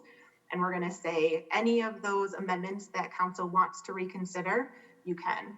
And so any council member can move to reconsider any amendment. It doesn't have to be one that you sponsored. And it can go in any order. So you could do 26 and then 2 and then 29. You could go all over the place. We will keep some speaking limits, or I'm proposing to keep some speaking limits on there just to try to keep it concise again. So keeping it at the 5 minutes, but then only allowing people to speak once, since in theory you've already spoken about what your thoughts are. And then each of the amendments can only be reconsidered one time. So we'll go through that. You don't have to reconsider every amendment. If there's some you think are good, but any of them that you want to, we would go through. We would take another recess. I would recalculate, coordinate with the city clerk again. And then if we have a budget at that point that meets levy limits, we could move on. If we don't, we would go back to step 4 and allow reconsiderations again of the amendments using those same limitations.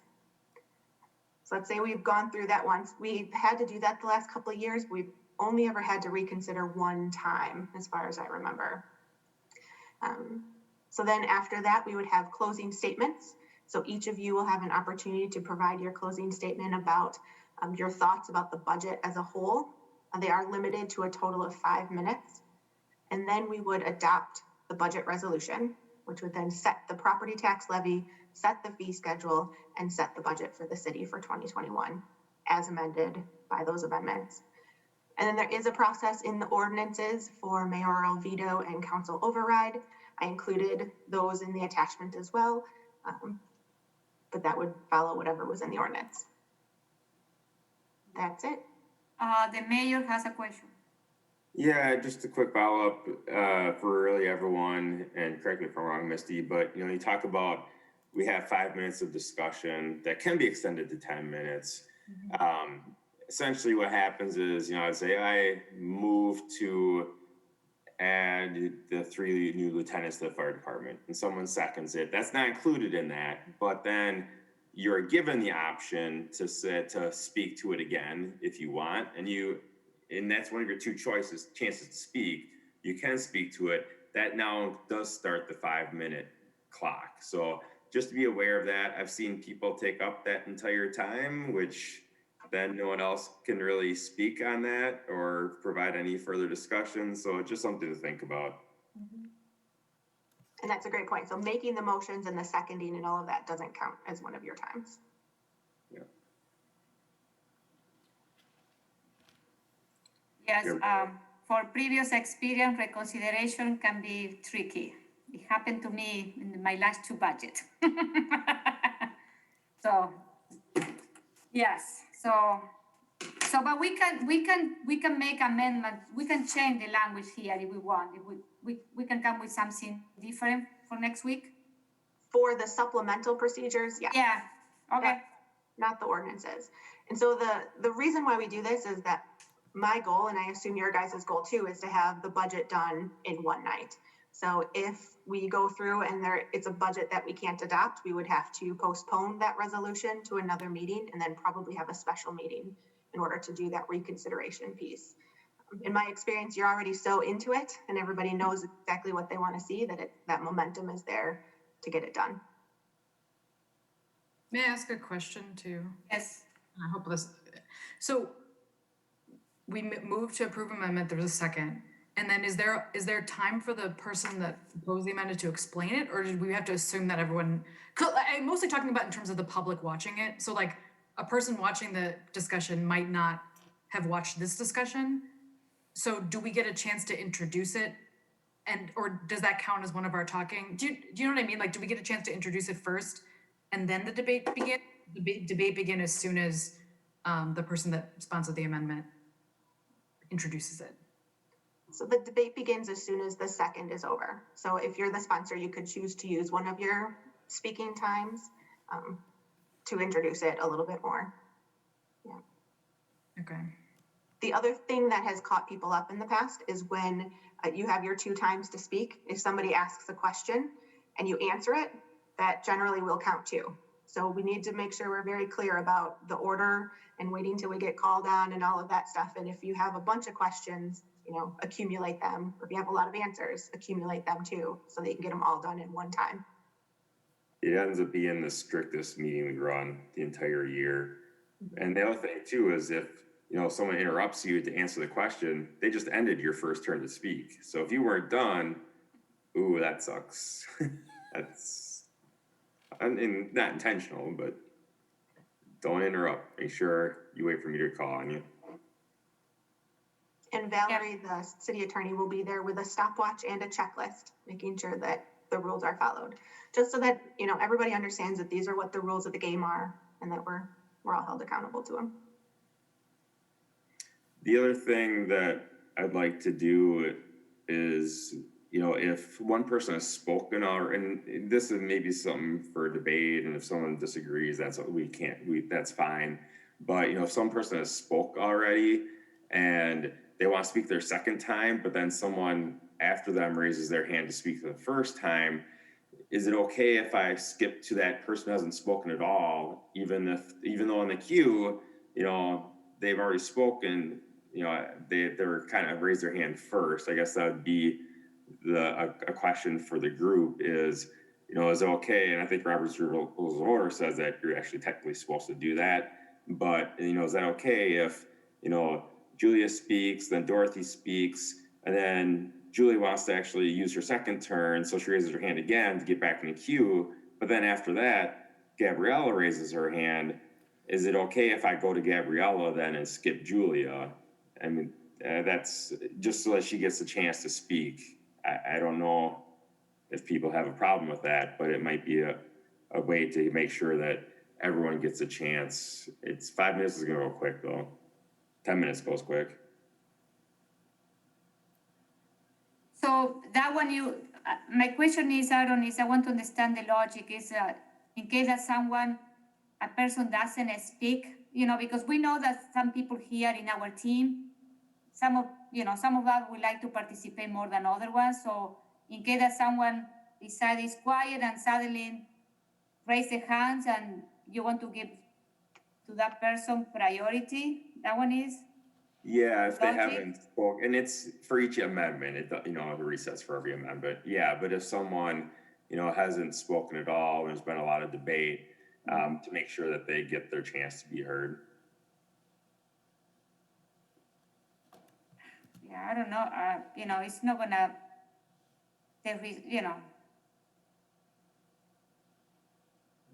if everyone has the two opportunity to speak, the order, I don't know, the order could be.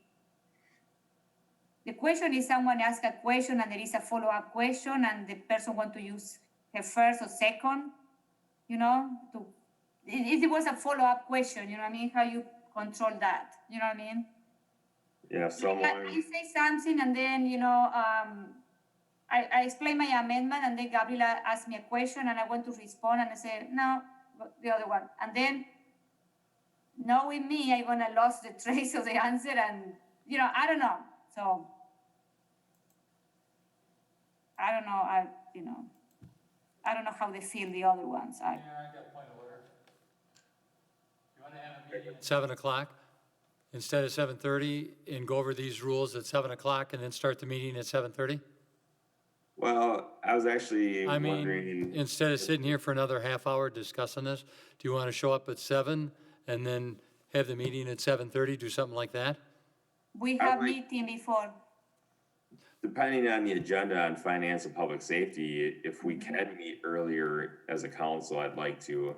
And maybe it's only half an hour, but if we can meet earlier, the only concern I would have is if it's confusing to the public, since it's going to be different than other meetings. But this stuff happens after all of the other agenda items, because we have a regular meeting actually before we do all of this.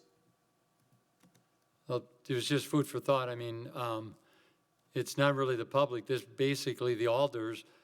I'm familiar with it, but the new alders to figure it out and talk about it instead of just walking out of the room tonight. That's all. Or they can watch last year's budget night. Oh, yeah. There you go. Yeah. Tell them to do that. Yeah, that'll work too. food for thought, that's all. Okay, Early, as long as the public hearing doesn't start till 7:30, because I do think that there's potentially confusion about that, just because we're so consistent about council meetings that I don't want someone showing up half an hour late to. I'm not, Public. yeah, I'm not making sense. You're not making sense here. What I meant was if we come a little earlier, and if it helps to clarify that, Gabriel, and keep everything else the same. You're not changing anything for the public. You're just leaving everything else the same. There's no change in how we do the process, the time, the people, but Julia, do you have a short meeting? Can you make a short meeting for finance on that particular night? it depends if there are things that we need to, we are starting our finance meeting at 5:30 now because we need to be before 7 done. Because at 7 start the other meeting. So, but it depends on Misty, what she has planned in the agenda for finance, what is coming. I don't think that we had too much lately, so, but, okay, Misty. I just want to clarify, Tom, so this discussion, because it is a process, needs to happen during a public meeting. So it's not like we could meet ahead of a public meeting and figure this out. It needs to happen while the cameras are rolling. Okay, Aaron? Okay. I like Gabriella's idea too. If we do end up starting half an hour or an hour early, that if we get everything else in the meeting done up to this point, to maybe take a recess to not start the budget process until 7:30, just so that if someone has in their mind, 7:30, that's why I need to be there. We're not, no one's not, hopefully not going to miss that opportunity.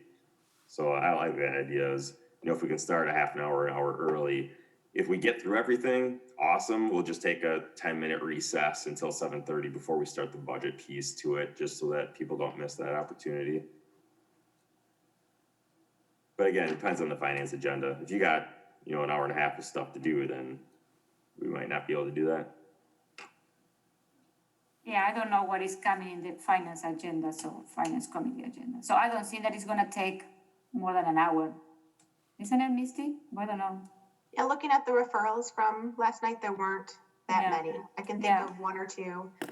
Then I plan to have the September treasurer's report, but we could always. Yeah. I don't know. You decide, people. It's now your time. Yeah, I guess I just have, this is a pickup from last year. Without a doubt, it's odd, but I feel like it is an annual process that's odd. So hopefully it's just, I don't know, it's a regular oddity to me where I don't have a problem with these special rules. I think that they're very clear. We can read them beforehand. I know Tom was joking, but honestly, people could review last year's meeting if they wanted to familiarize themselves. Or I don't have a problem adopting these special rules.